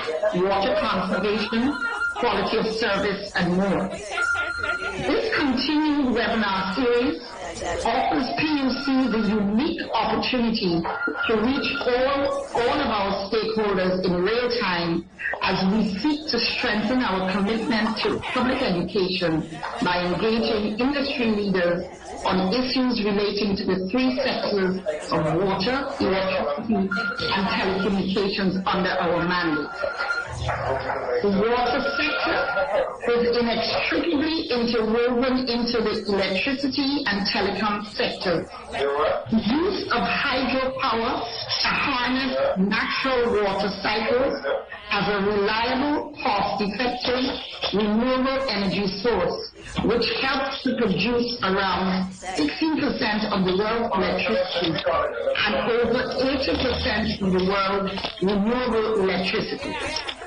Likewise, information communication technology is rapidly becoming an enabler for smart water management by employing technology such as remote sensing to obtain information about water use, track and forecast levels of rivers, and to identify new sources of fresh water. Issues relating to water use and quality is everybody's business.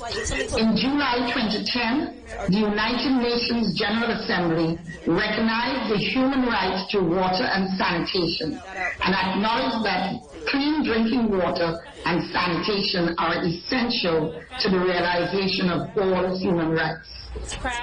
This statement was amplified in goal number 6 of Sustainable Development Goals by expanding the scope to include wastewater and ecosystems and acknowledge the importance of an enabling environment. The World Health Organization continues to be the vanguard for international norms on water quality and human health. The Guyana Water Incorporated's license with the government of Guyana requires the company to meet the bacteriological standards for coastal and hinterland water supplies. And there is a strict reporting requirement to PUC. As of the 31st March 2021, the company has reported that of the 31 treatment plants in the state of Guyana, 1/2 of those plants do not meet the WHO standards. And of the 46 pump stations, only 16 of those are not in conformity with WHO standards. Guyana has a population of approximately 750,000 persons, and GWI, with its customer base of nearly 175,874, with only 87,283 metered consumers and 88,591 represents the number of unmetered consumers. PUC continues to monitor the rollout of GWI's metering policy and its innovative measures to combat wastage. It is hoped that today's conversation will provide good information and food for thought to guide the vital role we are all required to play with respect to water usage and conservation. I close with the words of the former president of the then Soviet Union, Mikhail Gorbachev, who perhaps said it best when he said, "We must treat as if it were the most precious thing in the world, the most valuable resource. Be economical with water. Don't waste it. We still have time to do something about this problem before it's too late. I thank you. Why? Because you get free, ad-free. It's ad-free. Unlock mode. You can do a lot of. Welcome, Chairman. Good morning, Chair, Commissioners of PUC, guests from the Caribbean, distinguished panelists and moderators. Good morning, ladies and gentlemen. We ask that you utilize the open chat feature for any comments or questions you may wish to make. Please message in the open chat as post private messaging moderator. This webinar is being also recorded and we are live via Tamara Waves and the Department of Public Information on Facebook. So please share the live. We're asking all mics remain muted on speaking. Thank you. I will now invite PUC Commissioner Mr. Regent Bissazar to introduce our moderator for this morning's session. Good morning, all. It's a distinct pleasure and honor to introduce Dr. Marsha Atherley Ikichi. I hope I pronounced that name properly. I was wondering how to start. We requested a biographic from Dr. Marsha, and she sent 3 lines. So I guess I have to start off by saying that she comes over as a very humble person, her humility being expressed by the fact that she sent 3 lines of a very high academic career and illustrious career. So it is my pleasure to say something about this distinguished person. She has years of experience in environmental engineering and over 14 years of utility regulation experience. Having worked within the civil service, the private sector, academia, and statutory organizations in both senior management and technical staff positions. Dr. Marsha Atherley Ikichi has served as analyst responsible for each of the regulated utility sectors in Barbados. She is currently the Director of Utility Regulation at the Fair Trading Commission, where she has had responsibility for the economic and service quality regulation of 4 Barbados, the Barbados Water Authority, and the Barbados Light and Power Company Limited. She holds an MSc in Environmental Engineering from the University of Newcastle upon time, a master's degree in Renewable Energy Management from the University of the West Indies, and a PhD in wastewater engineering from the University of the West Indies. Marsha has guided a number of projects across the broad spectrum of environment and energy issues. So this is what I can briefly say about Dr. Marsha Atherley Ikichi, and invite her to be our moderator for today's session. Thank you very much. Thank you very much, Mr. Bissazar. Good morning, everyone, all the panelists, particularly so to the staff and members of PUC Guyana, and also to the attendees in the forum. This morning, it is a privilege of mine to be called to ask to moderate this. What is something that is extremely dear to me, given my background in environmental engineering, given PhD research in the particular area. I realized that Mr. Bissazar did not necessarily stick to the script, and he went outside of that and looked elsewhere. But that is okay. At the end of the day, we are all working towards ensuring sustainable development of the region as a whole.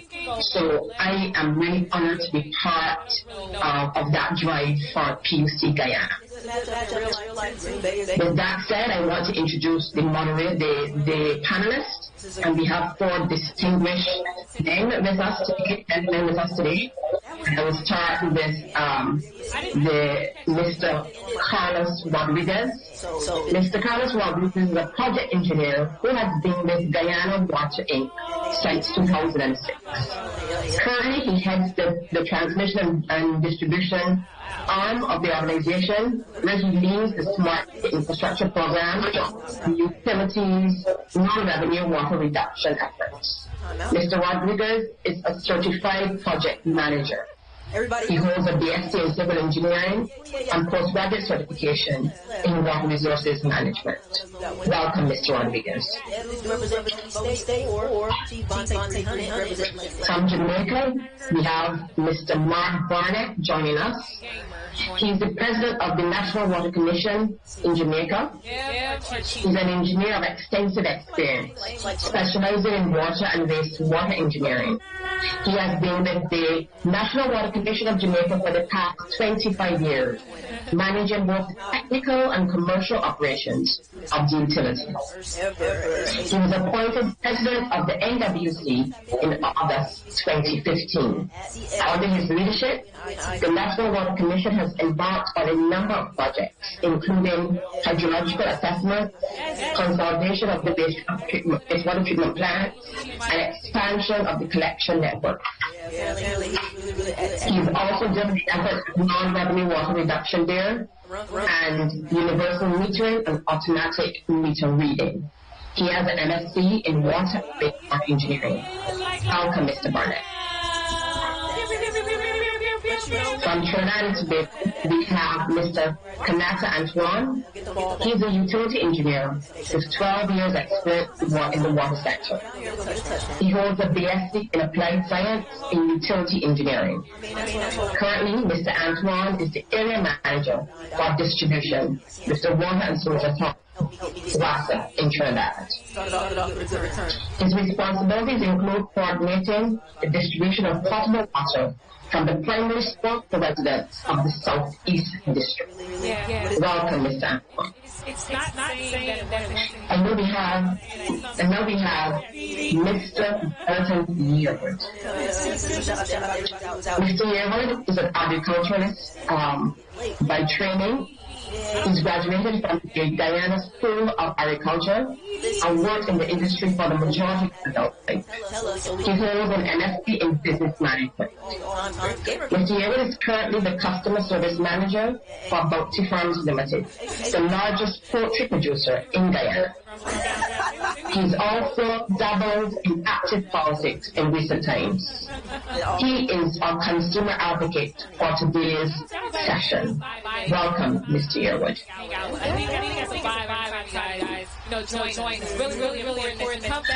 The topic for today is what is in your pipe? Water conservation, quality of service, and more.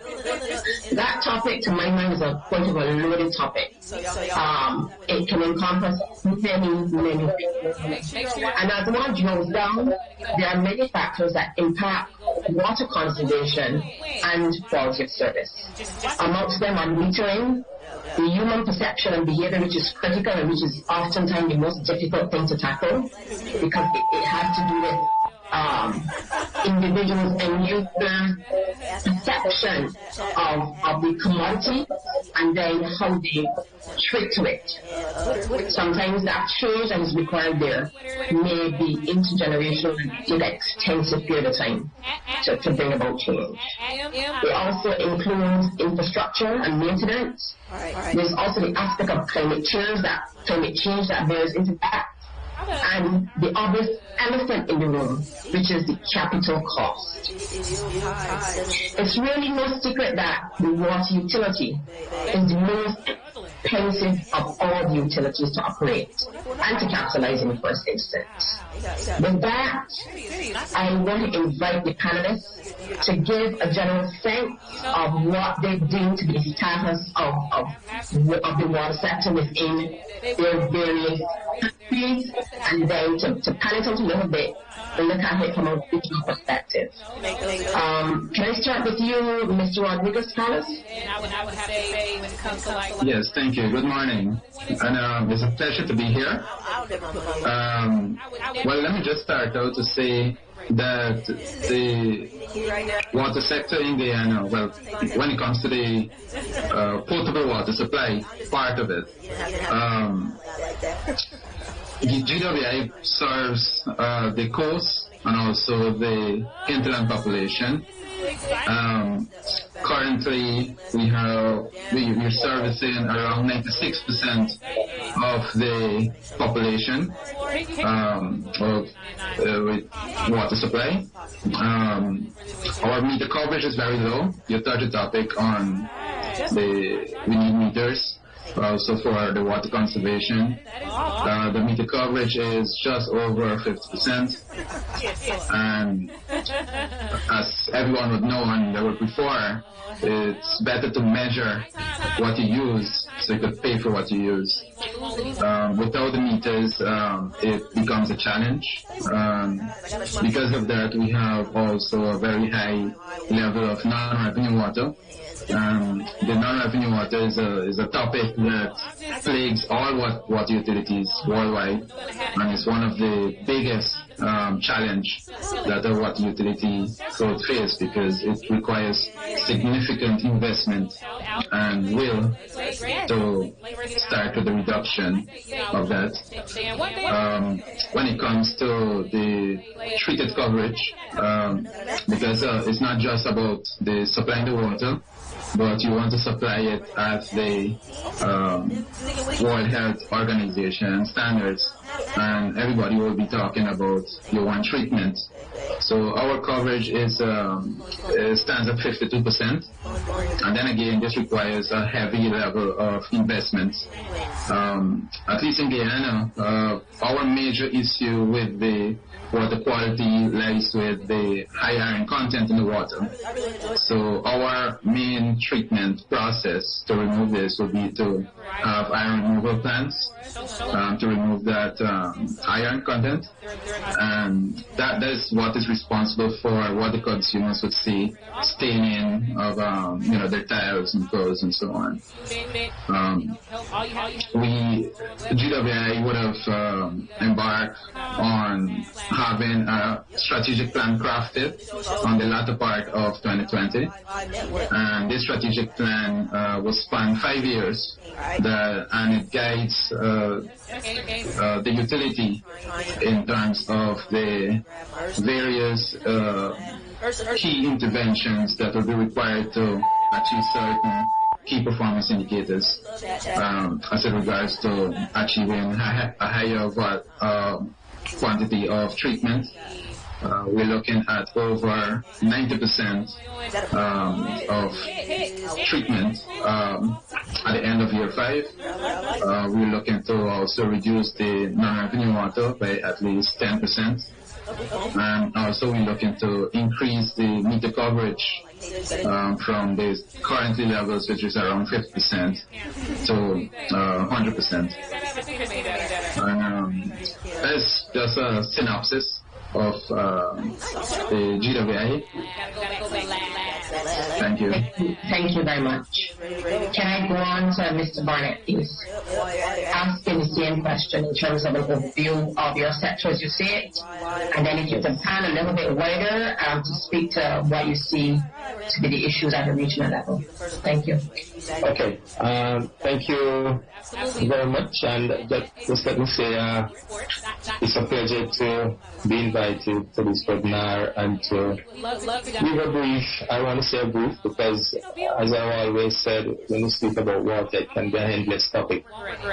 You can go on and on and on. But just a quick overview so that there could be some understanding in terms of how the National Water Commission, and I just use the acronym NWC throughout this presentation. So NWC is really one of about 3 or 4 different operators in the water sector. So we have both other government entities, the local authorities, as well as private enterprises that do produce water and distribute to discrete areas. Albeit NWC is responsible for the overall provision of the service, water and wastewater. We often call ourselves the entity of last resort. So whenever any other entity fail, automatically they resort to the NWC. Highly regulated, we have the Ministry of Health, Water Resources Authority, because we do receive license from the Water Resources Authority for any abstraction, both on the ground or surface. Of course, you would have been aware of the Absolute Utilities Regulation that governs our quality of service. National Environmental Planning Agency, which is the environmental arm that does all the regulation in relation to our wastewater services, etc. And even construction activities as well. So quickly background, and obviously I would say it's very young, about established about 40 years ago, and we continue to improve as the year goes by. We have a national mandate, of course, and we have a vision 2030 in terms of how we treat with our customers, particularly to ensure that we are responsive to our customers and be more customer-centric, efficient and compliant for employees' choice of achieving 85% service reliability across the island. I heard my previous speaker spoke about a strategic plan where we have established 4 key pillars in our strategic objectives: improve customer satisfaction and public image, increase operation efficiency and service reliability, improve coverage and revenue, as well as cash flow, and improve staff and institutional capacity. We believe those are key and interrelated in terms of how we operate. We're monitored by as I indicated earlier, by the Office of Utilities Regulation, the OUR. There are 17 guaranteed standards which are monitored on a monthly basis, and they're broken down across 5 or so different areas: connection to our system, billing arrangement, delivery of customer service, meter service, and payment, as well as data compensation that actually deals with when there are breaches. So like most utilities within the region, our water quality is really benchmarked against the WHO, albeit we do have an interim Jamaica water quality standard. Just to highlight, we process over 3,600 samples per month right across the network. No more than 5% of samples are positive for coliform, 96% there's a disturbance. And then we see as an average of 96% compliance of coliform between 2020 and June 2021. Average of 99% of our samples with chlorine residual, which really gives an indication that we really pride ourselves in terms of the quality of the water that we do produce. Just a little bit of operational information, and obviously averages 19 hours of supply per day right across the network, and for operating efficiency, which we use as a benchmark, we are 4.1 persons per 1,000 accounts. But this is the KPI side of things, but when we really get into the nooks and crooks of the matter, we have over 525,000 customers. Of that amount, there are 385,000 which are active.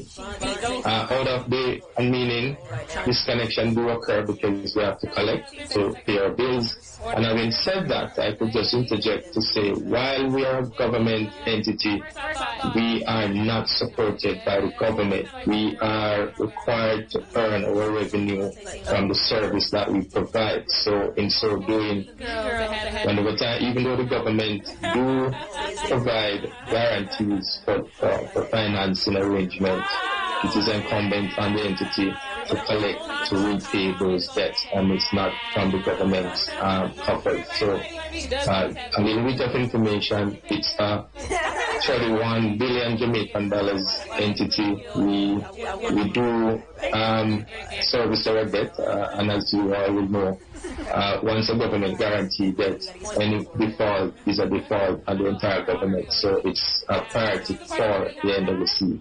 But just some other information, we do have a policy, a general policy of universal metering, because we believe metering is a conservation strategy, and customers often will be very mindful in terms of their consumption. NRW is a major concern for us, and so we are embarking, and have embarked on, we just completed at the end of September, non-revenue water reduction activity costing about $45 million in the capital city to reduce NRW from about 63%. It's now down to about 44%. We would have seen a reduction in production activities.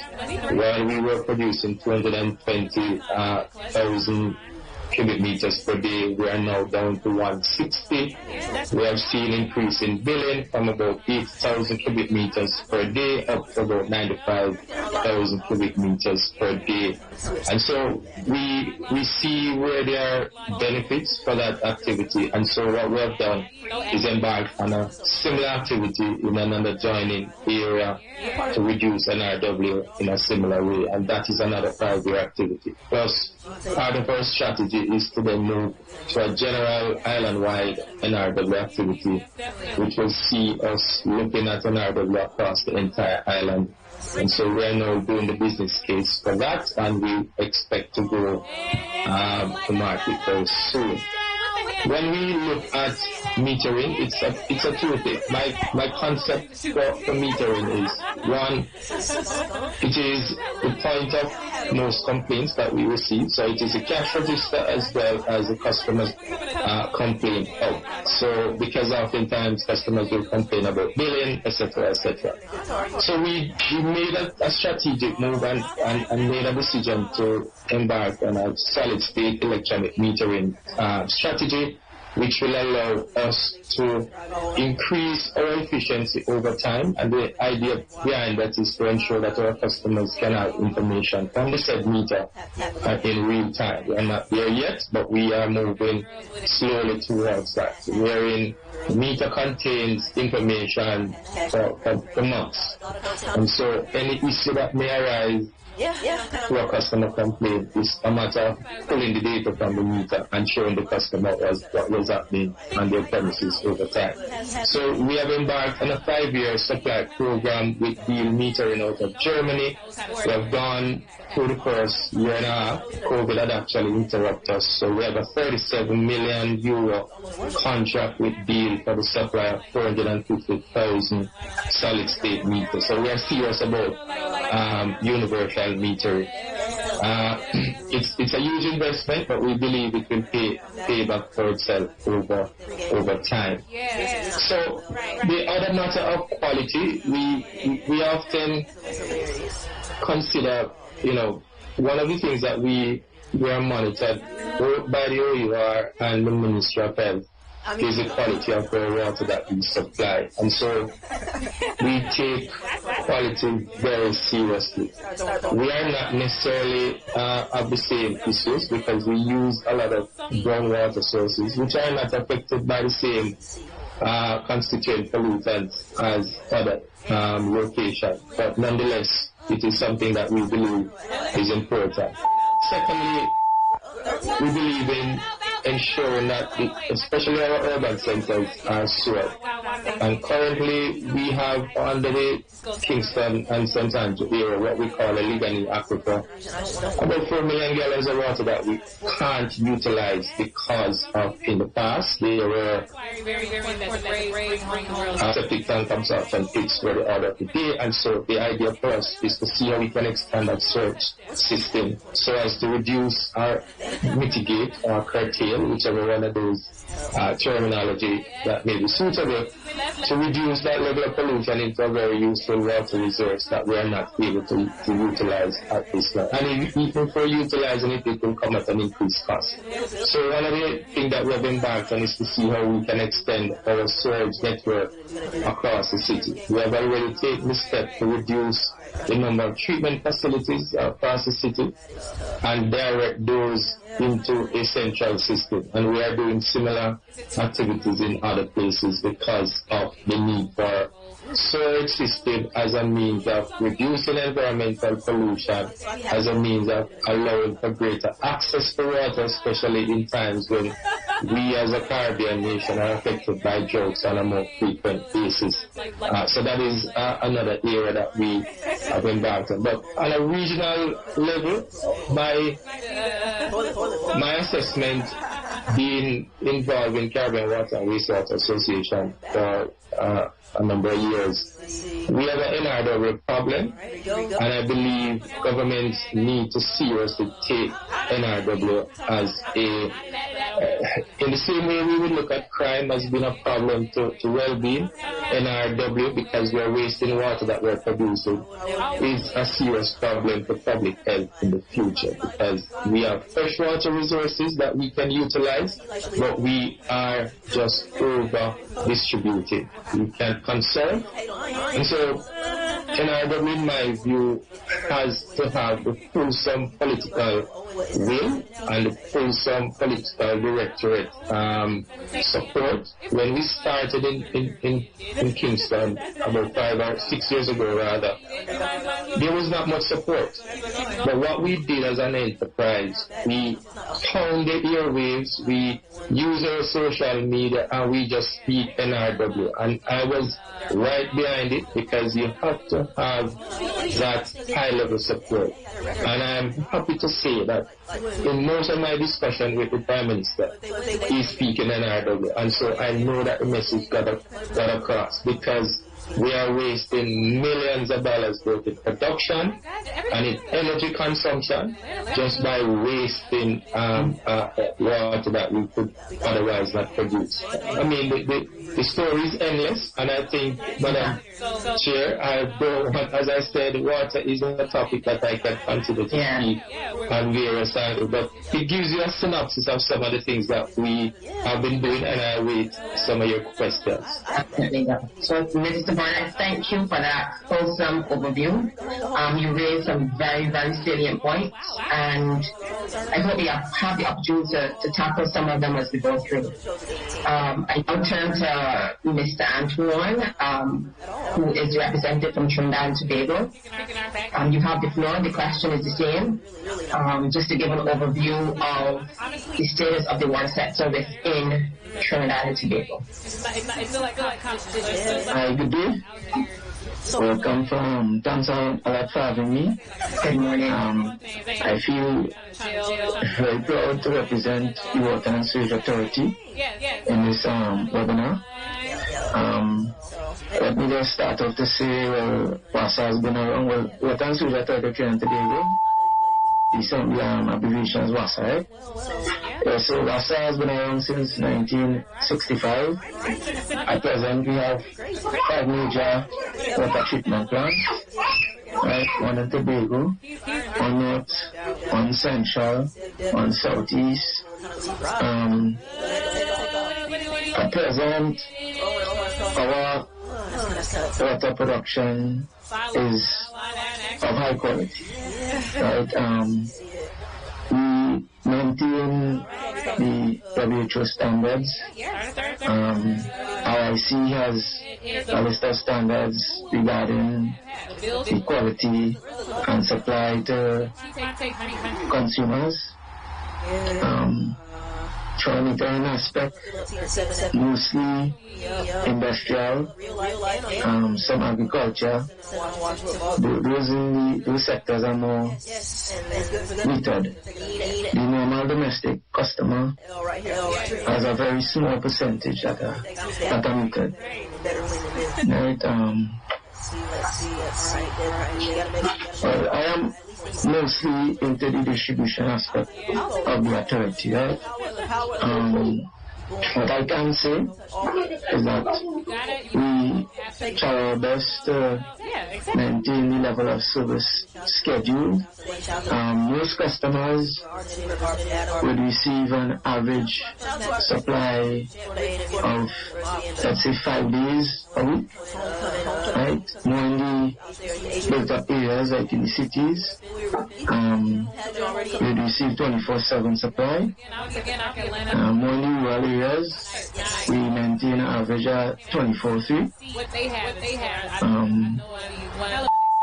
The quality per se is of high quality. Any issues on the distribution system, maybe low chlorine residual values, where we will do flushing on the mains and stuff to rectify the situation. As for the water conservation, also has like 2 meters on the transmission mains and even the treatment facilities. Each of the off-takes, booster stations, we normally have the water flow meters to monitor the flow and minimize the water loss, right? The unaccounted water.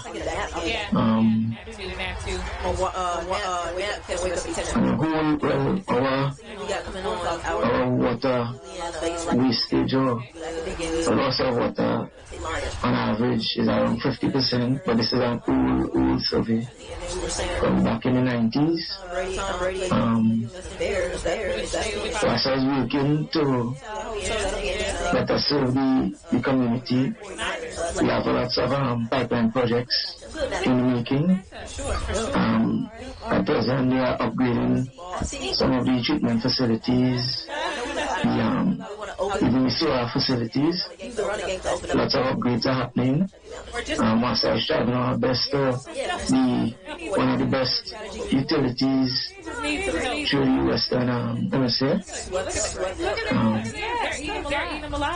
So on a whole, we are working, and it's a work in progress. We all know constraints you may have with financing, because Master is a state-owned enterprise. So the money is received from consumers that we assist the day-to-day operations.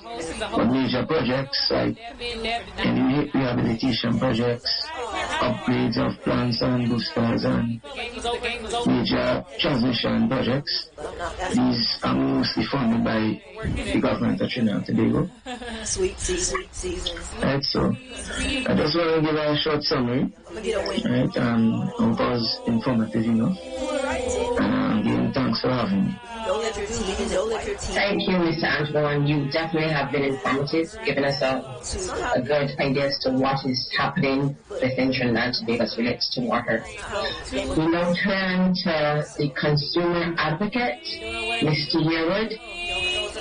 Mr. Yearwood, could you give us your perspective as to what you see in terms of the challenges with water sector, and what your view is in terms of the responsibility of the consumer?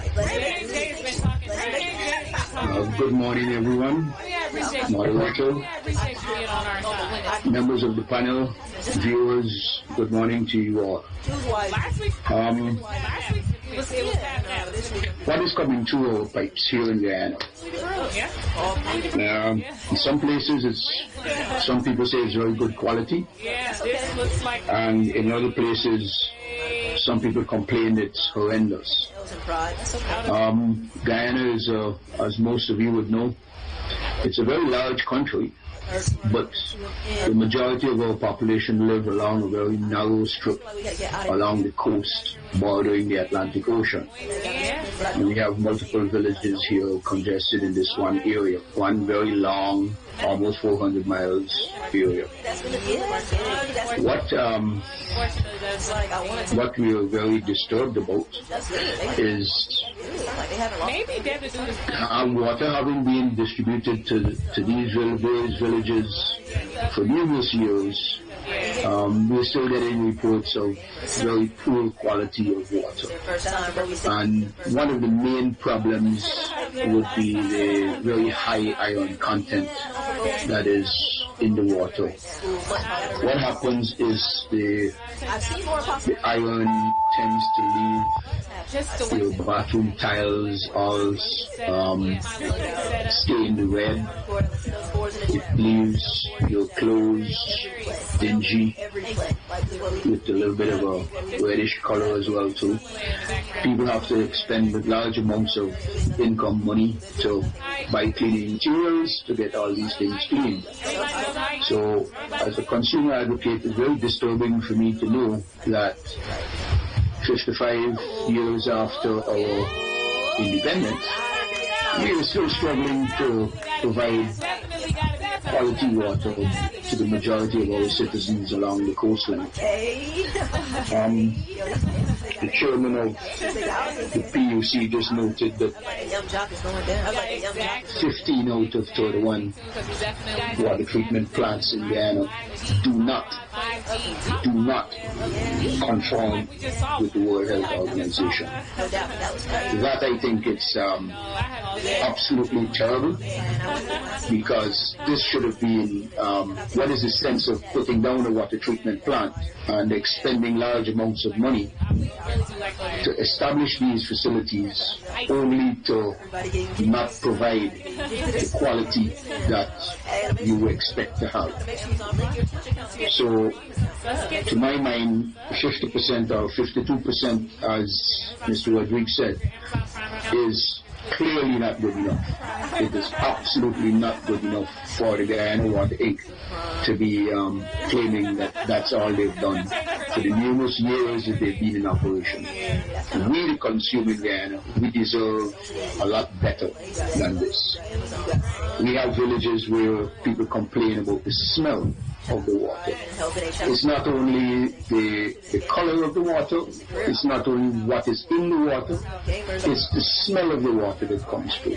Some people refer to it as a pungent smell. It's not a very pleasant smell in some areas. What is the actual cause of this? I would love GWI to investigate it, to find out what it needs to clear this up, so that the consumers in Guyana can have a better quality of water. We are, after all, the land of many waters, but there are sometimes when the water quality in our pipes are just not good enough, absolutely not good enough. I have a report here from a village on the east bank of Demerara, Diamond, in which the consumer has complained that she has a green moss coming out of his pipes. Now, imagine you opening your pipe in the morning and there's green moss coming out of it. That's not good enough. That's absolutely not good enough. And it's, of course, this is now followed by a smell. Other people in the same area have complained about a slight oily film on the top of the water when it is settled. So what is the cause of all these problems? GWI needs to investigate these, and they need to improve on these qualities as well. In Georgetown itself, certain sections of Georgetown, people are also complaining about the rusty and smelly water that they are receiving. And this is not only along the coast. I have a friend in Linden who has been complaining bitterly about the brownish, murky water that Linden has been receiving.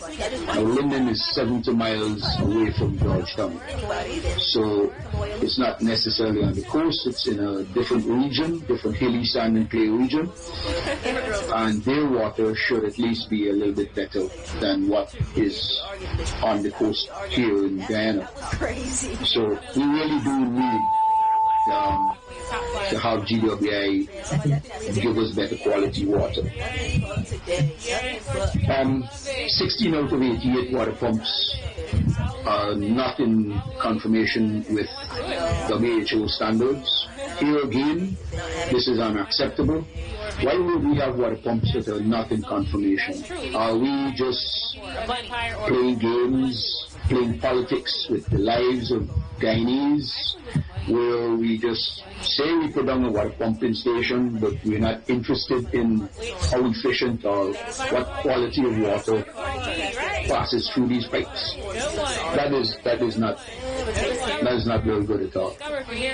In terms of water meterage, Mr. Rodriguez says we have slightly over 50% of the households being covered with meters.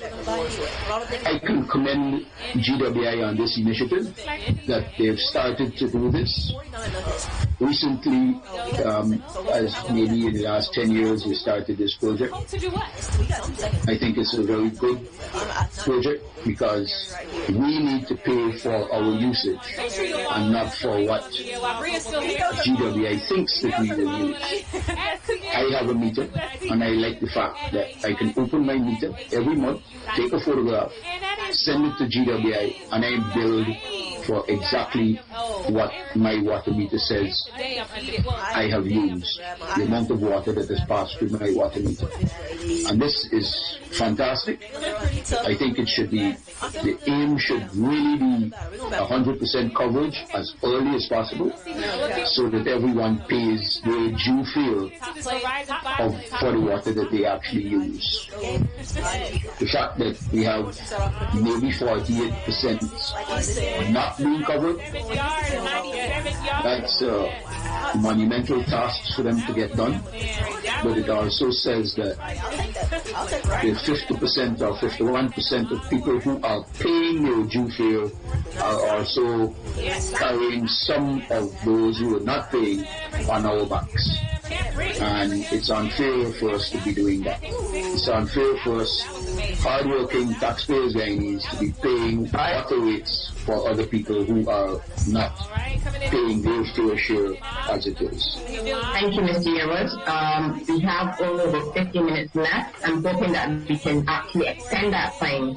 I'm not sure if PCC is able to do that. But you raised a number of issues, very colorful in your explanation of those issues. And I want to focus in on one or two of them as it relates to Guyana. I know in our lead up to this, we spoke of, and Carlos would have made mention of it earlier, in terms of the national water policy and the strategy to address some of the issues that are there on the ground. One of the things that you spoke of quite early, Mr. Yearwood, was that of iron in the water and the resulting damage to clothes and the like. If you, Carlos, could indicate what strategies are being put in place to deal with this particular issue. And then my second question on that is, if that is the case and it is recognized as an issue by the utility, how is it accounted for in it? Thank you for the question. Well, just to put some matters into perspective, right? I mentioned earlier that our treated coverage is 52%. And that is on 28 water treatment plants that we have. Also, when it comes to the water quality and the tests, we perform tests every month on various parameters, and this is part of our strategic plan too. When it comes to water quality, we have to perform certain tests. I just want to say, just for a few of them, our most recent test for coliform shows that 95% of all the tests basically pass that. For E. coli, 97%. When it comes to color, aesthetics, it is 85% of the tests are in compliance. When it comes to the iron, though, the iron is 56% when it comes to in compliance. And this is why I mentioned that our main issue when it comes to water quality, it is on the iron content. And also just to ensure that we could kind of understand the the severity of the problem, we have 28 plants, like I mentioned, but what it requires us to move this coverage all the way into the high 90s or 100%. We did a mapping of all the different gaps across the coast, and it shows that we have to do 14 out of these 28 plants requires a treatment plant upgrade, because many of those would have been constructed many years ago. Also, in order to meet existing and future demands with all the different expansions, they require some upgrades. And like Mr. Yoga would have mentioned too, we have some water quality issues, even in some of the treated areas. And those require filter upgrades. And to give you a case in point, in the community of the Eastbound, the Grove treatment plant requires greater filters. So the water quality there is not at best. So when it comes to upgrades, we need to upgrade 14 of these treatment plants. We also need to construct a total of 20 new treatment plants to cover all these gaps. 6 of those new plants are on stream right now with through the CDB, and that will leave with 80 new gaps that we still need to cover. But achieving the treated coverage is not something that is that easy because of the level of financial investment required. So it takes a few years to construct all these water treatment facilities. Now the thing is though is that, and we have learned that from previous projects, we cannot just construct the water facility alone. We also have to look after the network, so that you don't end up creating a treated system and then all of these goes to waste and the NRW is high. So we have basically a model facility, and I could mention the facility is Chitanka of Barbies. It was recently commissioned, and our levels of, well, it was untreated areas. There's a new treatment plant in the area there. The levels of non-revenue water there were very high, was around 80% in 2016, and currently the levels are at 40%. And the coverage there was very low, was actually around 1% 2016, but currently is close to 100%. And that basically is a testament to having the water meters that will assist in creating infrastructure required to reduce the losses. Together with that, we would have had to create DMAs.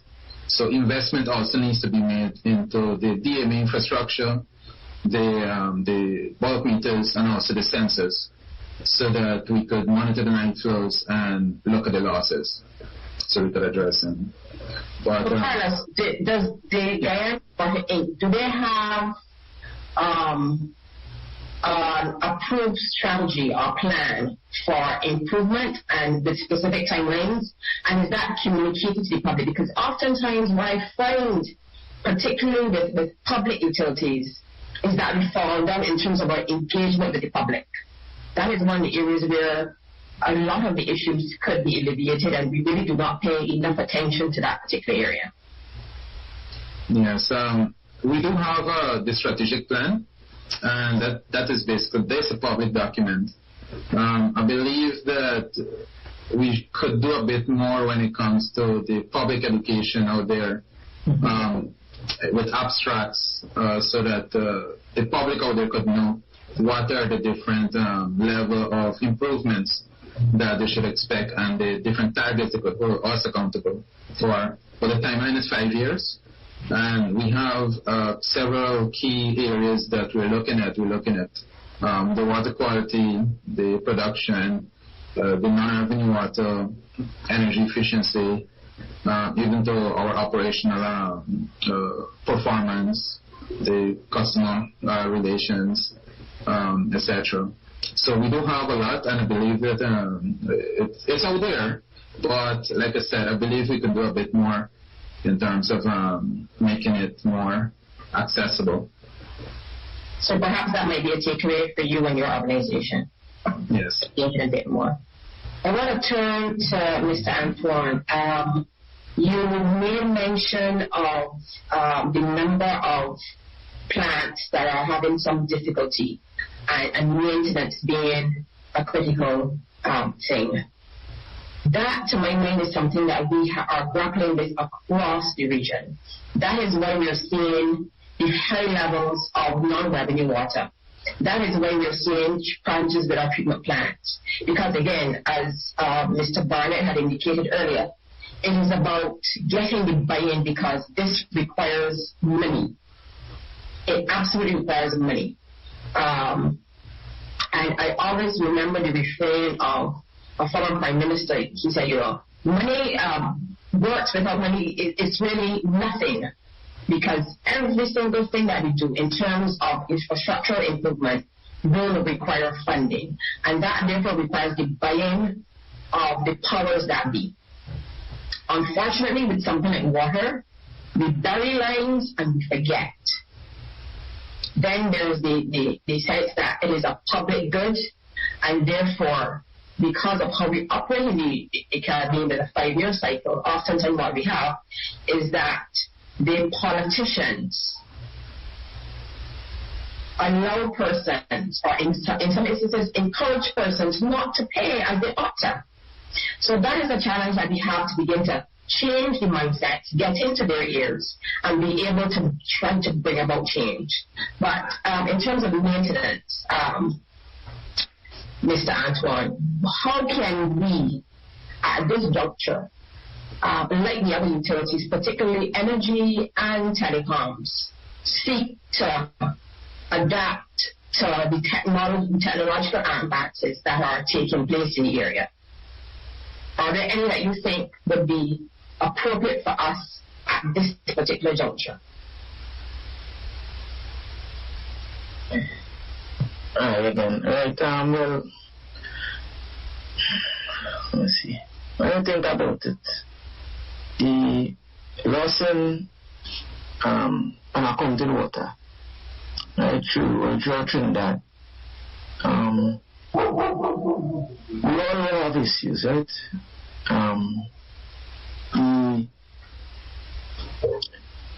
The plants are in Trinidad,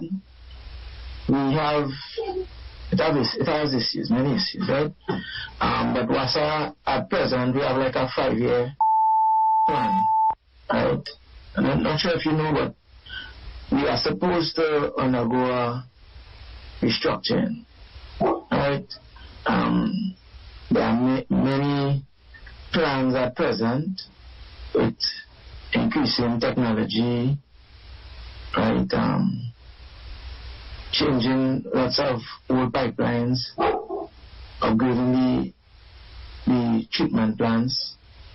But I wouldn't want to go into the nitty-gritty as to when, right? Because as you just said, everything requires a funding, right? Funds. So we have to work with what we have. Right now, the government, they have to inject the money for us to be able to complete these projects, right? To max out on cost-efficient means, right? Methane is one of the major aspects to account for water, right? But on a consumer side, methane is costly. Right? For domestic meters, I think average cost right now is around 3,000 TT, right, to install a meter per customer. Right? As I said previously, most of the industrial customers, right, we are Promises Industrial Estate. That's one of the high users of water. Right? We have the Sterile plant in the area, which supplies the whole of the estate. Most of these people But these industries, they will pay. These are the people that pay. You see, customers, like domestic customers, that has crashes, hesitant to pay. Sometimes in those in rural areas, may not want to pay due to poor supply over a period of time, right? And all these issues will affect the income of the authority, which would reflect negatively for us to partake in any type of upgrades which would assist, right, from our funds.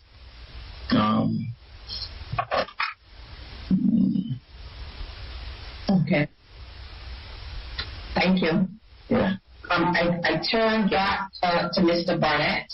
One thing that I heard you say, and I'm sure I heard you correctly, is that you are not subsidized by the government. And if that is the case, then that is an unusual position for a water could be the region. Admirably so.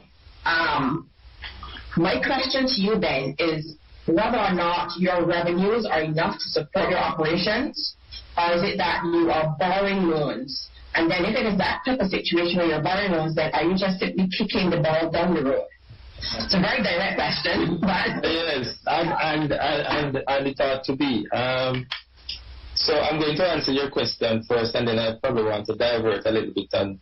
That's absolutely fine. On some of the things that I've heard my other panelists mention. But so a number of things. I'll give you a synopsis. So debt taken on by the enterprise, we have what we call the Public Management and Accountability Act, which supersedes sections of the National Water Commission Act as it relates to borrowings. So there's no debt that can be taken on, even if it's $1, without the Ministry of Finance give its approval. So in the last, I would say in the last 3 to 5 years, there's a real move to curtail borrowings by what we call public enterprise, and I am one of those. NWC is one of those enterprises. So we are not taking on debt other than if we are borrowing internally from other agencies, which makes it a little bit more, I want to say, interest rate, etc. And the risk, foreign exchange risk, is very minimal. So the broader question is, what is my revenue on an annual basis from an NWC perspective? Our projection for 2021-2022 is to bill our customers just about $34 billion. I mean, we can convert it into US because the exchange rate is $145 roughly. And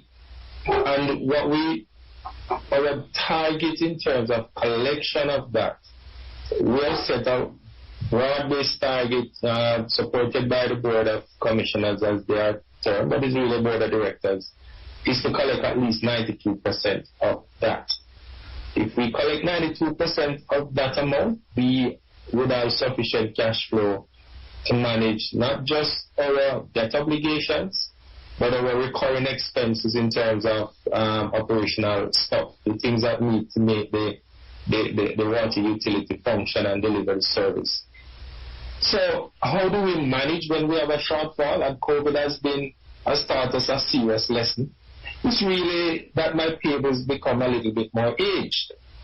It's not like I can run to the Ministry of Finance, and it's not like I can run to the bank for an overdraft to satisfy those demands at the time.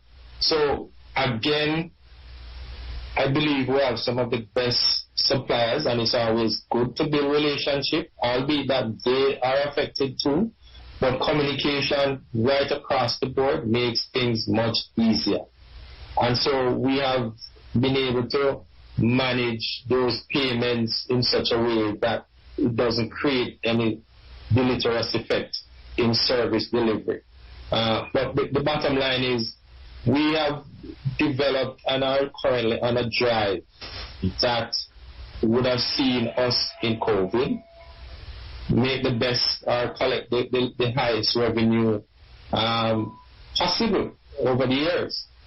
Because we made a decision that While in the initial phase of COVID last year, March, when it was initially detected, we would have given reprieve for our customers, no disconnection, services up and running, all of that. But customers become latent, and as usual, they see water as the last bill to consider, even though it is the most significant commodity that is provided.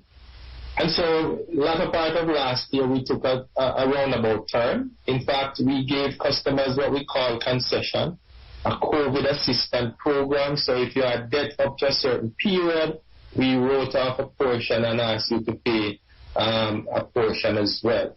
So the uptake was very low, and we said, you know what? We're going full circle, 180 degree, no concession whatsoever. Whatever is consumed on premises, you're going to pay. And so we increased our drive. It's quite unusual right across other territories in the region. We are in COVID, we are disconnecting customers, but I can rest assured it is working. And so we have seen at least a 20% rise in our cash. This is not bill revenue, as most persons will know in the utility space. This is cash that is collected. And we will continue on that drive going forward. So that is the approach that we have taken to really balance, to address the issue as it relates to the limitations that we have as an enterprise in terms of our revenue. We, as I said, government will only come in if we find ourselves, and if COVID continue to have that serious impact, and knowing that there's a threat on the government's default arrangement. But other than that, you don't get a stipend every month other than the bills that they would consume. And yes, we are aggressive towards them, just like how we're aggressive to ordinary customers in this space. But the other thing that I want to mention, Doc, is there's a fallacy across the region that, and you mentioned it, and I supported what you were saying actually. There's a fallacy across the region that you put down a water supply in a sewage system and it should work for perpetuity. And I've often raised this point in all forums. Water and sewage infrastructure requires a constant investment. It's not something that you just invest and leave it and it's all going to work by itself. And I often said to persons, in the same breath, when you drive a motor car, you know every 5,000 kilometers or every 3 months you're going to maintain that car. The utility space is no different. So you must have that amount of cash set aside to do that renewal of your infrastructure so it can deliver the services. And I think successive governments, and you raise it, the cycle of our democracy oftentimes create its own negative impact on a very vital service that the people can't live without. And so we are taking pains, and I tell you, part of my debt that I had to incur was to do capital investment on my treatment facilities when all it requires is a recurring stream of cash on a regular monthly basis to renew the asset rather than do asset renewal, which is a huge capital outlay. So if we are not changing the way how we treat with water and the provision of it, and decided whether you are operated as a direct government entity or in the way where I am operated, if you are not looking to see how you can put that amount of investment in that infrastructure, sooner or later, NRW is going to be one thing, but your facilities are not going to be able to produce to meet the growing population that we are seeing. And, it's just something that each of us in the sector need to be very vocal about. Oftentimes, and I will say this broadly in this forum, oftentimes we refuse to speak loudly because we believe there's a backlash to our own career and position in the utility that we work. I am not so like that. I will go to the PM and I said, PM, can I speak freely? I ask first, and then I just tell him my position. If he takes it is one thing, but my voice is going to be heard. And so I am encouraging fellow panelists. It's not about job security, it's about your commitment to the people that you sign up to serve. And once you're in water utility, that's what you're doing. I'm sorry that I'm preaching, sorry. So, Mark, I am very happy that you raised that point. And in some respects, there's a bit of a light at the end of the tunnel. In that, only recently, about 2 or 3 weeks ago, I was privileged to be part of the audience for a PhD defense. And the topic that the student dealt with related to birth names and how that can be treated. It was very important because now you're seeing the university responding to the needs of the community. And I think that is a very good step. We're stepping in the right direction in terms of the relationship between the University of the West Indies in particular and the community in which it serves. That, to my mind, because it looked at breakage, the reasons for breakage, therefore it's going to impact non-revenue water. It's going to look at our long-term planning strategies, and it should be something that we can use and leverage across the region, not only Barbados where the study is based. Once we have the same type of conditions, it might be applicable. So those types of things, I'm glad to see those things happening because we as a region are not very focused on research and development. We often take what is done overseas and cut and paste, which sometimes is to our detriment. So I am very happy that that particular issue was raised. I want to turn for one moment because we are at least on the time and we're going beyond, but I want to turn to Mr. Yearwood, Jonathan.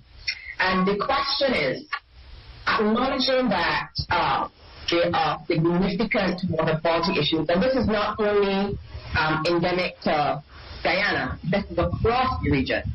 That is one thing. However, the reality is that there is a need for capital or revenue generation to be able to treat these same value issues. So it's very much a circular type of argument.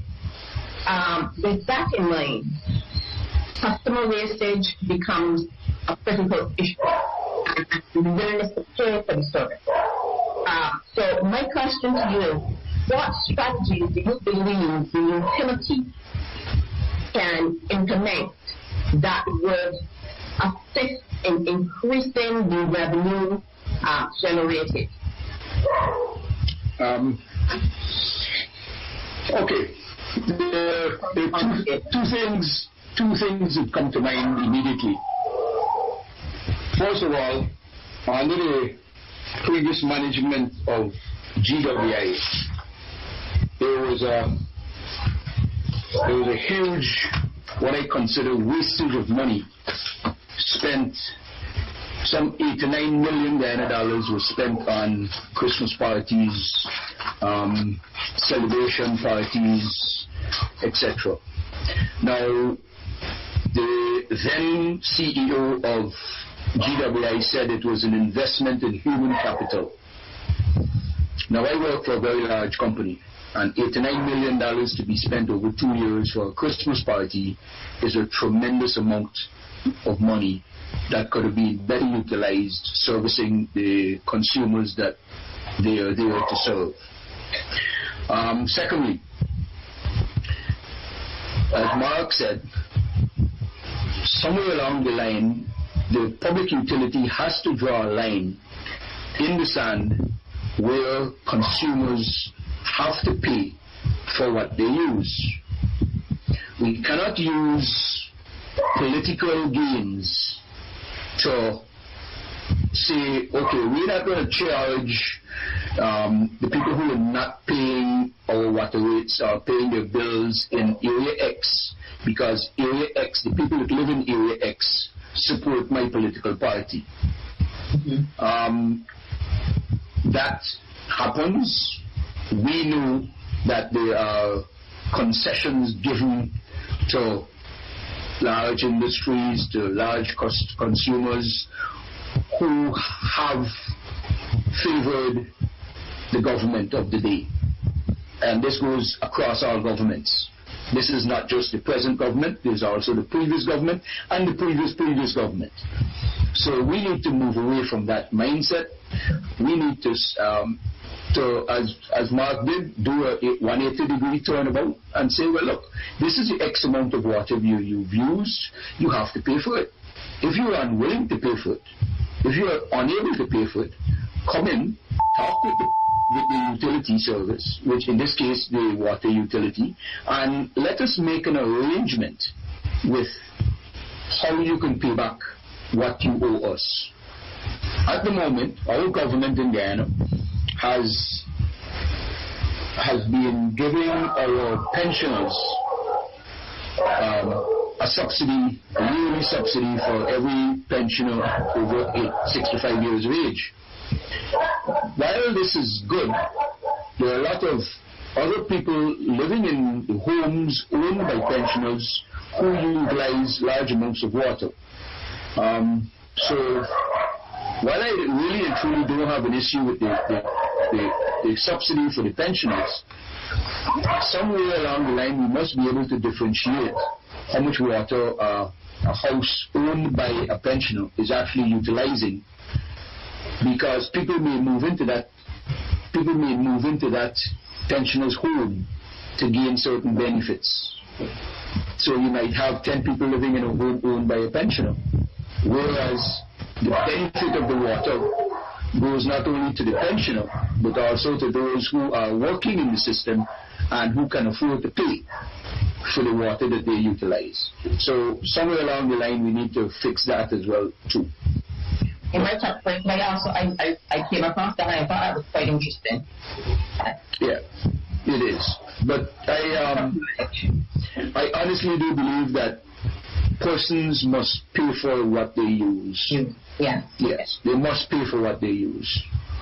So before we wrap up, I want to ask one question, and one question for each of the panelists, same question for each of the panelists again, because at the end of the day, this is a forum that has been facilitated by the regulator. And I want at every opportunity for the regulator to get some feedback. So my question to each and every one of you then would be, how do you rate the regulator? What are the challenges you see with that relationship? And in your view, what can we as regulators do better?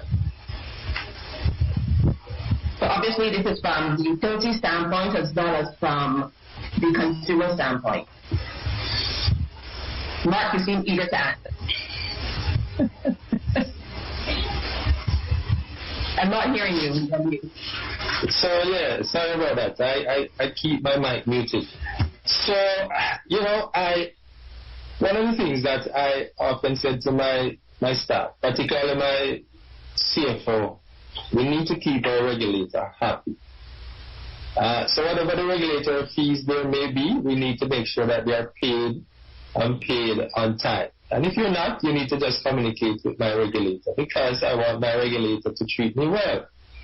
So obviously we have what we call a roller coaster ride at some point, where we believe the regulator would have been too hard on the utility. But in hindsight, you look at it and you said it's really for your own good, because you need to step up your quality of service, and somebody needs to be there to actually hold your feet to the ground, so to speak. So I can't complain about that. I must say, in my case, the OUR has been very, very patient with us.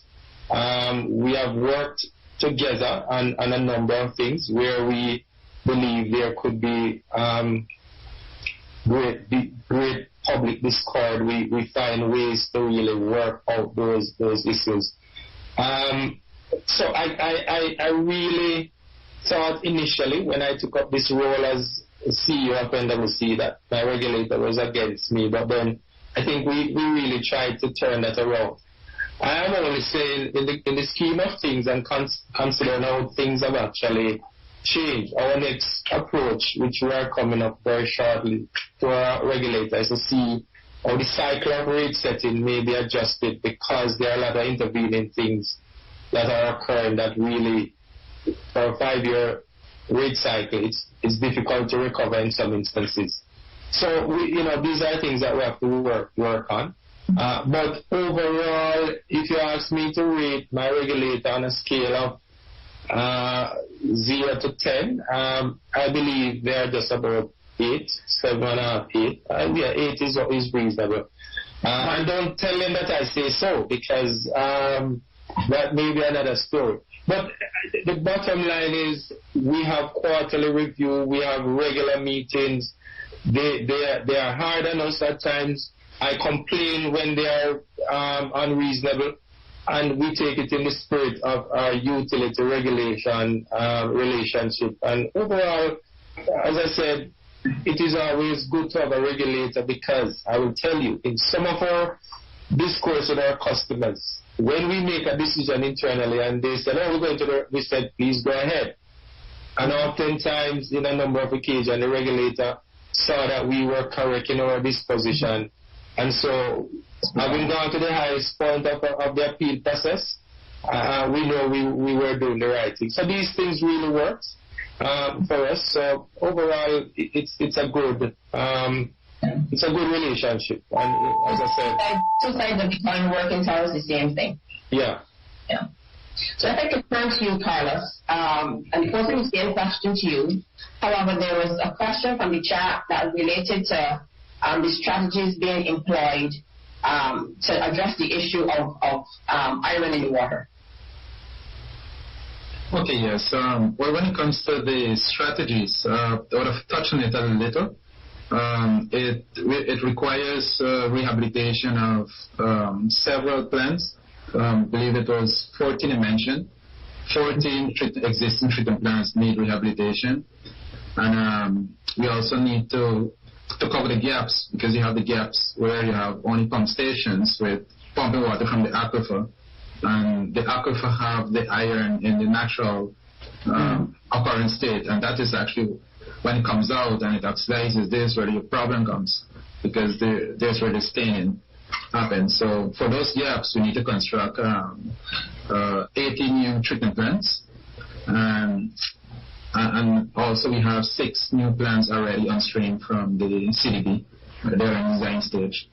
So in terms of the technology that is being employed, aeration, magnesium dioxide, what exactly are you proposing to use? Are you currently? We are focusing mainly on the manganese dioxide, not so much on the aeration, as we would have done some testing and prototyping in the past. And we found that, at least for our existing raw water quality, we found that the filtration using manganese dioxide filter media as against the silica sand was more effective than using aeration and the traditional silica sand filters. Okay. So back to the question in relation to the regulator. What is your view there? What can we as regulators do better in your estimation? Yeah, well, what I would say is I think we should continue in the path that we're going. Have more of these webinars.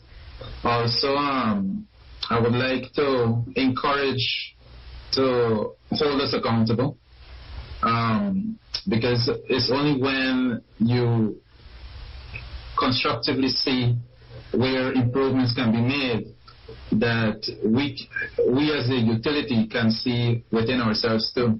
Because I would say we crafted the strategic plan. It was late last year. It's for the next 5 years, but I wouldn't want to say and claim that it's perfect. And I would like to see it as a working document where, as the days go by and more input is placed, we could look back at it and say, hey, you know what, we were planning to do this, but what if we do this also? Was it crafted with wide stakeholder consultation? Yes, it was crafted with stakeholder consultation and also with mostly with management, where we would have had a lot of learning experiences in the past, what not to do, and what to do actually better to. So did you go to the public, the man on the street, to understand what his concerns Sure. Yes. We have quite a lot of those. Okay, wonderful. Yeah. I now turn to you, Mr. Yearwood. From your perspective, help us to understand the public's perception of the regulator and how we can assist you in doing what is required, assist you in engaging with the utility, as well as allowing us to service your needs, because the regulator at the end of the day is not necessarily a consumer advocate, as oftentimes people tend to believe they are. But the regulator's role is that of balancing the interests of the utility with that of the consumer. And this is a very delicate balance. We take a lot of it, but it's all part of the game, and I think we recognize that that is the state of play. Okay. I think that the utility companies, like Carlos just said, they have a 5-year plan. I would like to see the Public Utilities Commission actively involved in developing that plan. They may have a few ideas. They may be overlooking that process.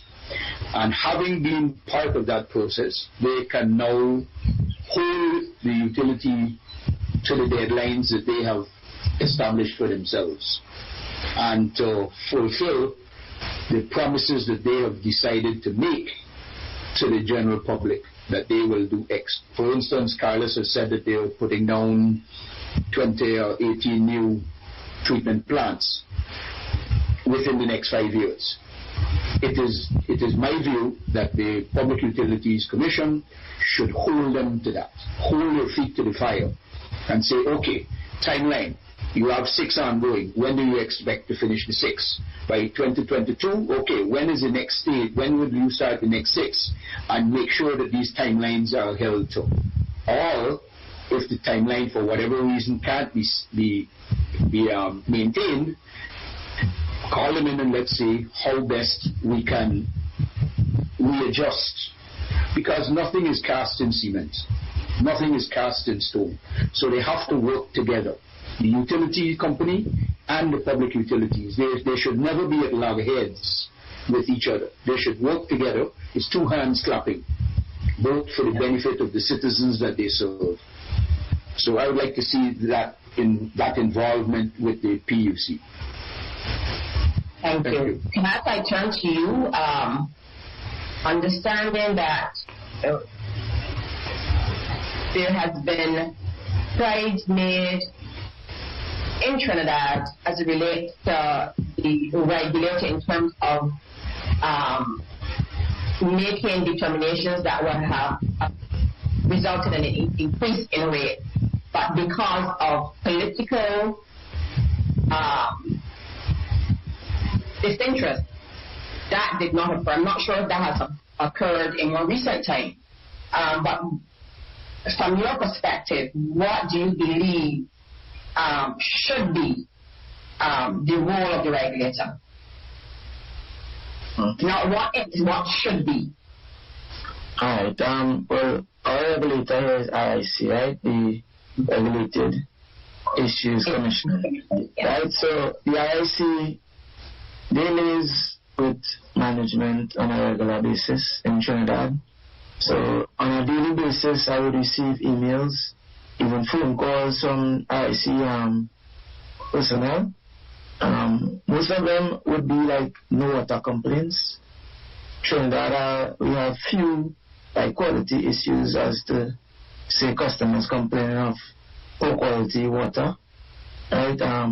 Most of the times the complaints for no supply would be on the extremities of the distribution system. Right?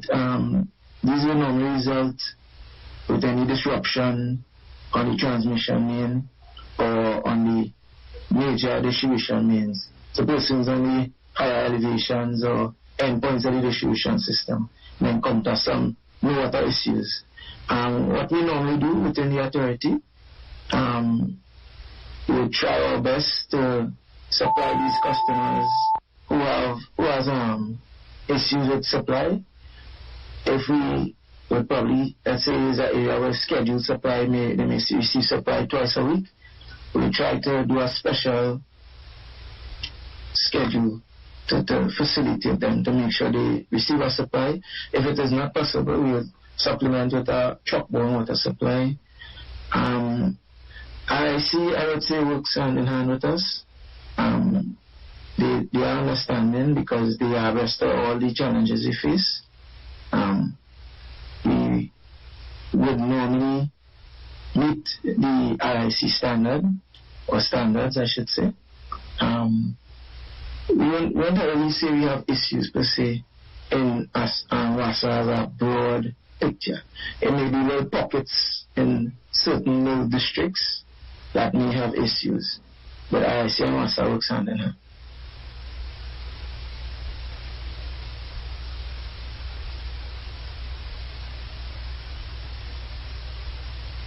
Sorry, we can't hear you. I'm sorry. We are unfortunately out of time. This has been a most productive session. I think perhaps it opens the opportunity for us to have future sessions, probably a bit more pointed. We deal with one particular issue at a time, so we can get through in much more detail. So that's the suggestion for PUC Guyana. But it has been quite informative. I hope that the participants were able to take away something, but I want to close by asking each of the panelists to offer a 20-second, 10-second takeaway. What is the one critical thing that you would want for all those in earshot to take away from this webinar this morning? Anyone can start. Okay, well, let me start. Well, first of all, let me just say thank you for everybody attending. What I would like to have is, or to say, is that let us also try to, as we remain critical of the work that is being done, let us also remember that it is people you're dealing with. Sometimes we find ourselves and our staff working on the roads. Sometimes they could be abused, by members of the public that are not. And I can understand the frustration from some of the members of the public. But I just wanted to say, let us remember that it's people you're dealing with too. And many times the staff who are working to address complaints are sacrificing a lot of time from their family, many times holidays, and they are just trying to resolve the issue too. And it is not just a case where the utilities want to sit in a high pedestal and you have to take the service that you're given. We're all trying to improve and we want to work with you. So any criticism is basically, or advice or suggestions is fully welcome. We're not going to turn away anybody. Kanata? What I would like to say is that this webinar was very informative. Knowledge is power. The more you learn on a daily basis, the more we can exchange ideas from this regional aspect. We all know water management is not a part-time job. This is a full-time job around the clock. Any hour of the day or the night, we may have issues, and we have to always be on top of the game, right? Because you can get a call 2 o'clock, 3 o'clock in the morning, you have a plant out, you have a brakeman here, a brakeman there. So we always have to be on top of the game and always have the customer in mind. So I'm happy to be here, and I hope and look forward to the next segment. Mark. Okay, thank you. First of all, let me thank the organizers of PUC for inviting me, albeit that I probably was the most problematic panelist by virtue of my schedule. But nonetheless, the the real takeaways are, for me, I'm going to just highlight one. We as a region, we need to pay keen attention to providing our citizens with the best quality water. I want to reference SDG number 6, which really speaks to providing, well, first of all, water is a social good, but also it has its own economic value. Hence the reason why we promote that persons need to pay for it.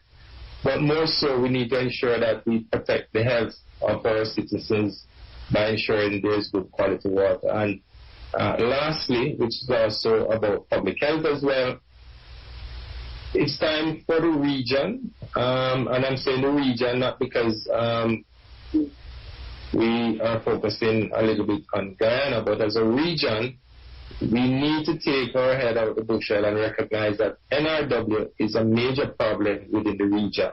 And we need to face up to it and put the investment there to ensure that we utilize our freshwater resources as a first water source to serve our citizens, rather than go to other modalities to supply water. That's my takeaway. Thank you. Jonathan, over to you.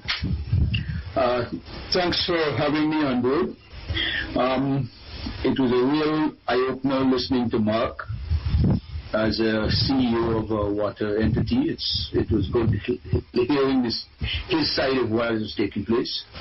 To the PUC and to Carlos, I would like to say to both of you that we, the customer advocates, are not your enemies. We just want what's best for the citizens of Guyana, and we would love to be involved with you guys in your planning so that we can offer whatever assistance we can offer you.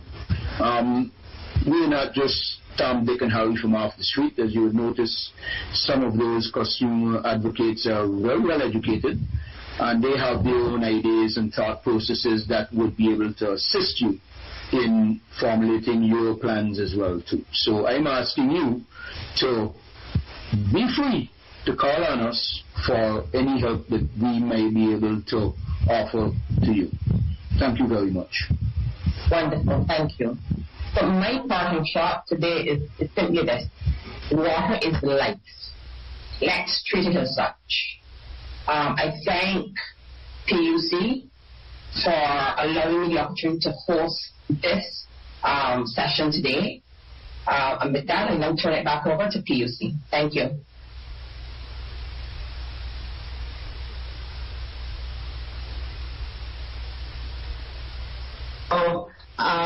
Moderator and our panelists, we don't want to add anything further. We have certainly taken all your suggestions and the learning on board, and we will certainly go into our little war room. We can assure you of that, Mr. Yearwood especially, and that we will be reaching out to you. As it relates to the issue of public education that I believe Dr. Ashley Akeshi kept asking about, just to highlight that PUC works with all our utilities, especially GWI's public relations sector center, and we collaborate on issues, especially as it relates to if there's any public health emergencies, and as it relates to disseminating important notices to the populace. And we continue to, as I have said at the onset, we continue to monitor and to collaborate. But we have certainly heard you, and we've heard all of you as to how you roll out your initiatives in your respective territories. Thank you very much. Thank you. Thank you too.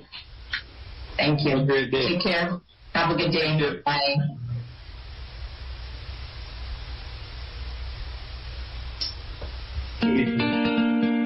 News Talk Radio Guyana 103.1 FM, radio that educates and entertains.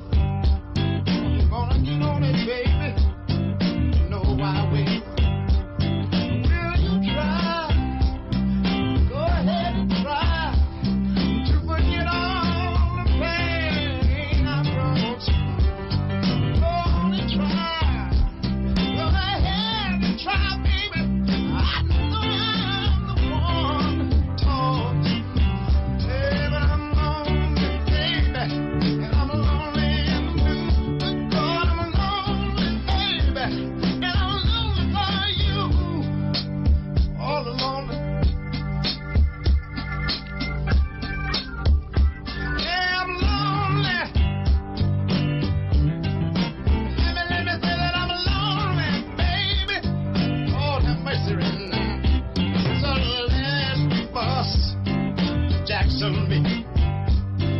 My sweet baby, are you still? Tell your friend it's the end. I will never get 32. He will laugh. I can hear him laughing, baby. You said that I was born to hurt. Oh, but I'm sorry, baby. I'm sorry about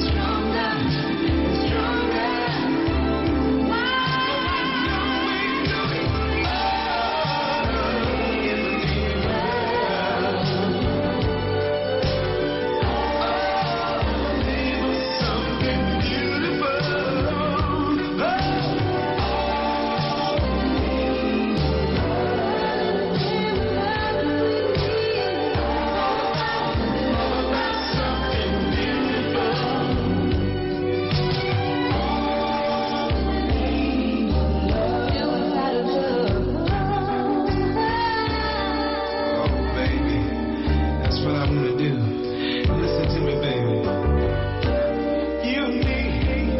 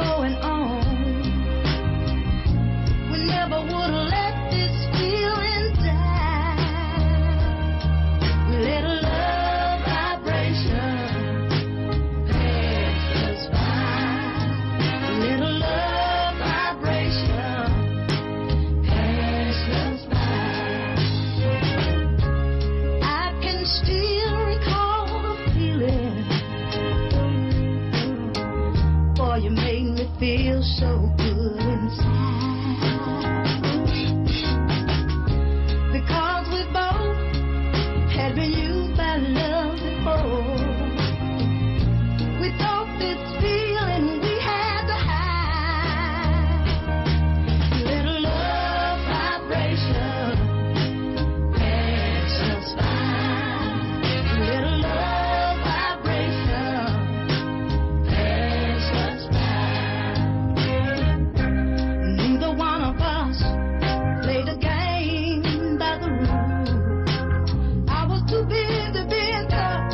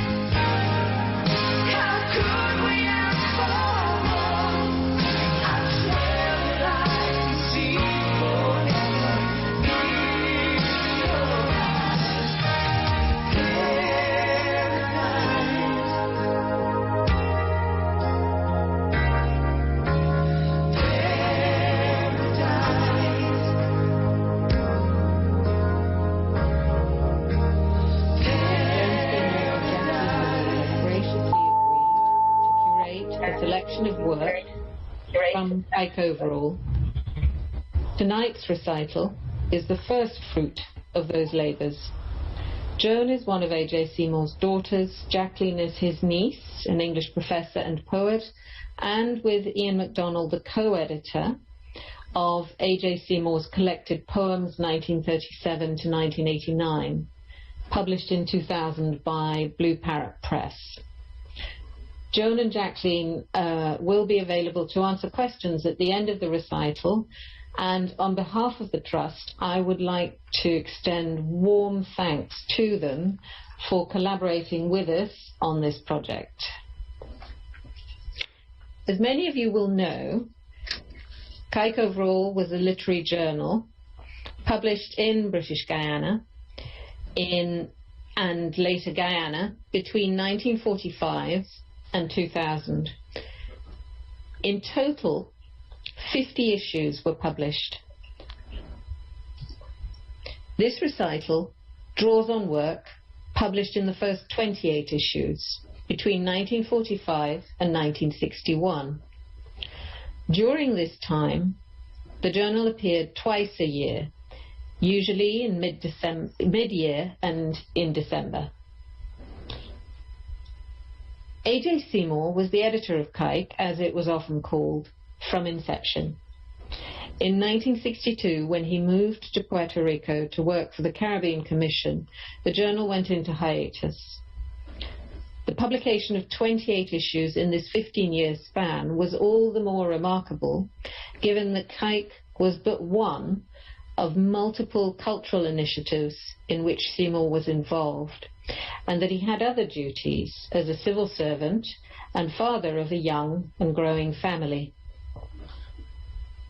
And what a time that was. To quote AJ, during this time, Guyana moved from the status of a British possession to the threshold of independence, and a whole world of attitudes and expectations was transformed in the process. As to his role and his reading of the cultural moment, looking back on this period, in 1974, A.J. wrote of being, and I quote, "at the center of my Anansi web in Georgetown. Here I have written my poetry and prose, watched the Guyana bookshelf grow in size, and shared in the memorable talk feasts of writers and artists. I belong to the order of Caribbean patriot writers in the middle of this century," speaking, of course, of the last century. While the post-war exodus of writers was in progress, and this is a lovely image, each carrying a novel like a field marshal's baton in his knapsack, to make our massive West Indian contribution to English writing, there were a few writers who remained at home, each under his own vine and fig tree. For the most part, we wrote poetry. We all wrote from the center of a Caribbean web of local and regional associations, interpreting the contemporary world into the ethics of our situations, conscious of the pressures around us of a political, social, and economic nature, but upheld by a dawning realization of the new, emerging Caribbean values, and experiencing a transfiguring vision of life to identify, name, and transmit these values. This recital has been, or the recital that we're about to see, has been pre-recorded. At the end of it, we will welcome questions and comments. So I'm going to just share the recording now, if you bear with me.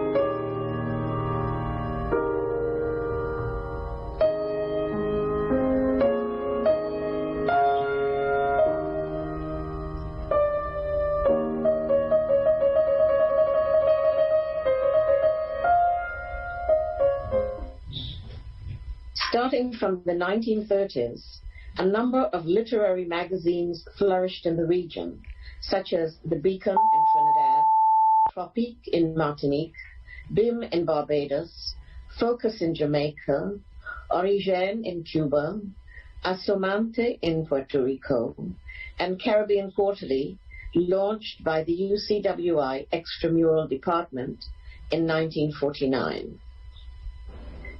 The backdrop of this literary activity was the changing political environment after the end of World War II in all parts of the British Empire and the movement towards independence in Africa and Asia. In the Caribbean, the political changes could be seen in the efforts towards a West Indian Federation and in the establishment of the University College of the West Indies.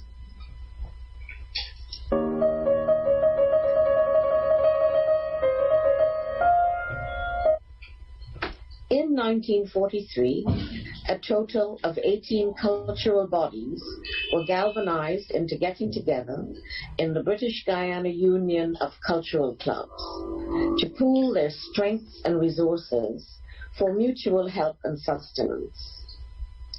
Within 3 years, the British Guiana Writers Association decided to publish periodically Kike Overall, of which Arthur was from the outset the editor.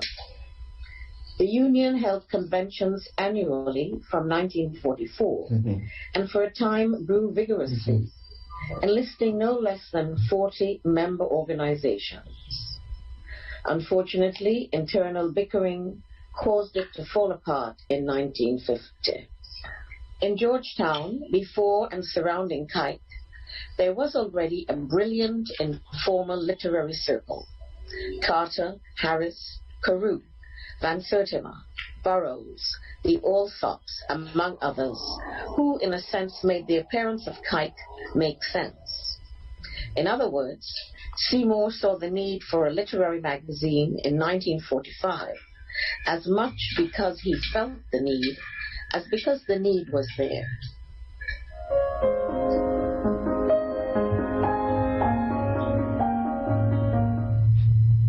He began in an era when everything was still to be done. Consider how much needed to be done, how many molds required breaking, how many initiatives needed to be taken.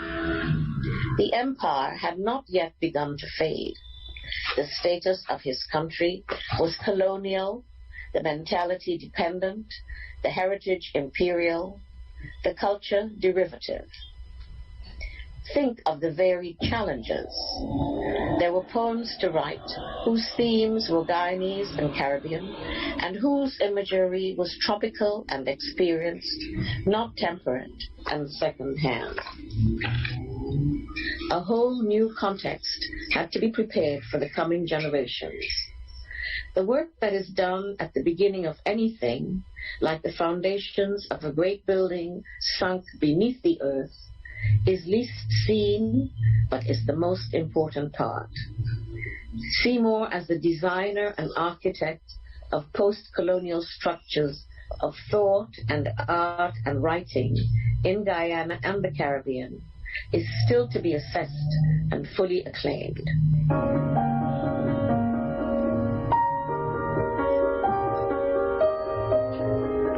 The stated intention of Kike Overall at its inception was, quote, to cultivate among British Guyana's writers the art of setting out a point of view persuasively, even when wholly uncompromising, end quote.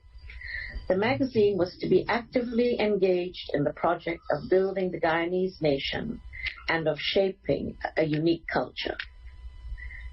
AGS envisaged Kike as an instrument to help forge a Guyanese people, to make them conscious of their intellectual and spiritual possibilities. Kike would preserve and bring attention to the writing of earlier Guyanese, thus not only molding a Guyanese consciousness, but recording its tradition. In subsequent years, the journal opened its pages to writers from throughout the region, including translations of works from the French-speaking Antilles. So the scope of the journal was not restricted to its own nationals. In this first part of the collection, poetry selections have been made with a view to showing the development of this literary form by Guyanese. Some of the authors will go on to be widely recognized either as poets, Martin Carter, or writers, Wilson Harris. Harris's poems were published in Kike 15 years before he published his first novel, In the Palace of the Peacock, in 1960.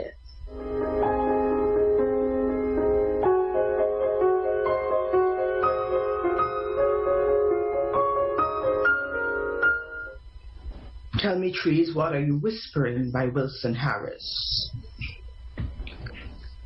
It is strange standing here, beneath the whispering trees, far away from the haunts of men.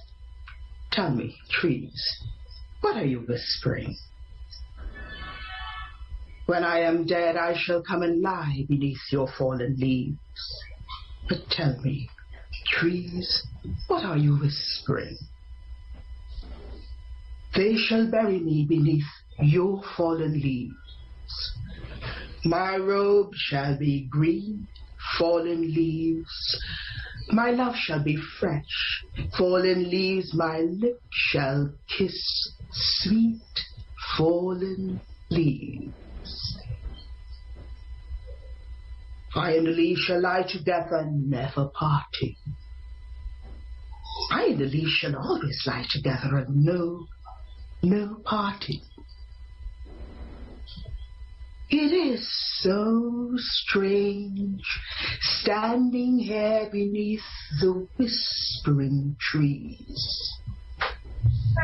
Tell me, trees, what are you whispering? A few years later, AJS would write, "One must mention Wilson Harris, a young poet of considerable power who is forging his own vocabulary and his own metaphysical system."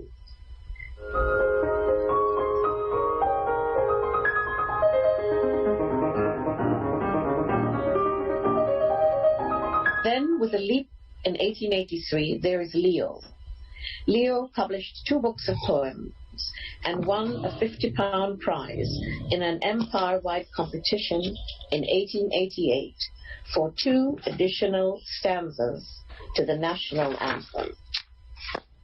For the first time in Guyana, there is a poet with complete command over the technique of his craft. Resuscitation by Leo Egbert Martin, 1862-1890.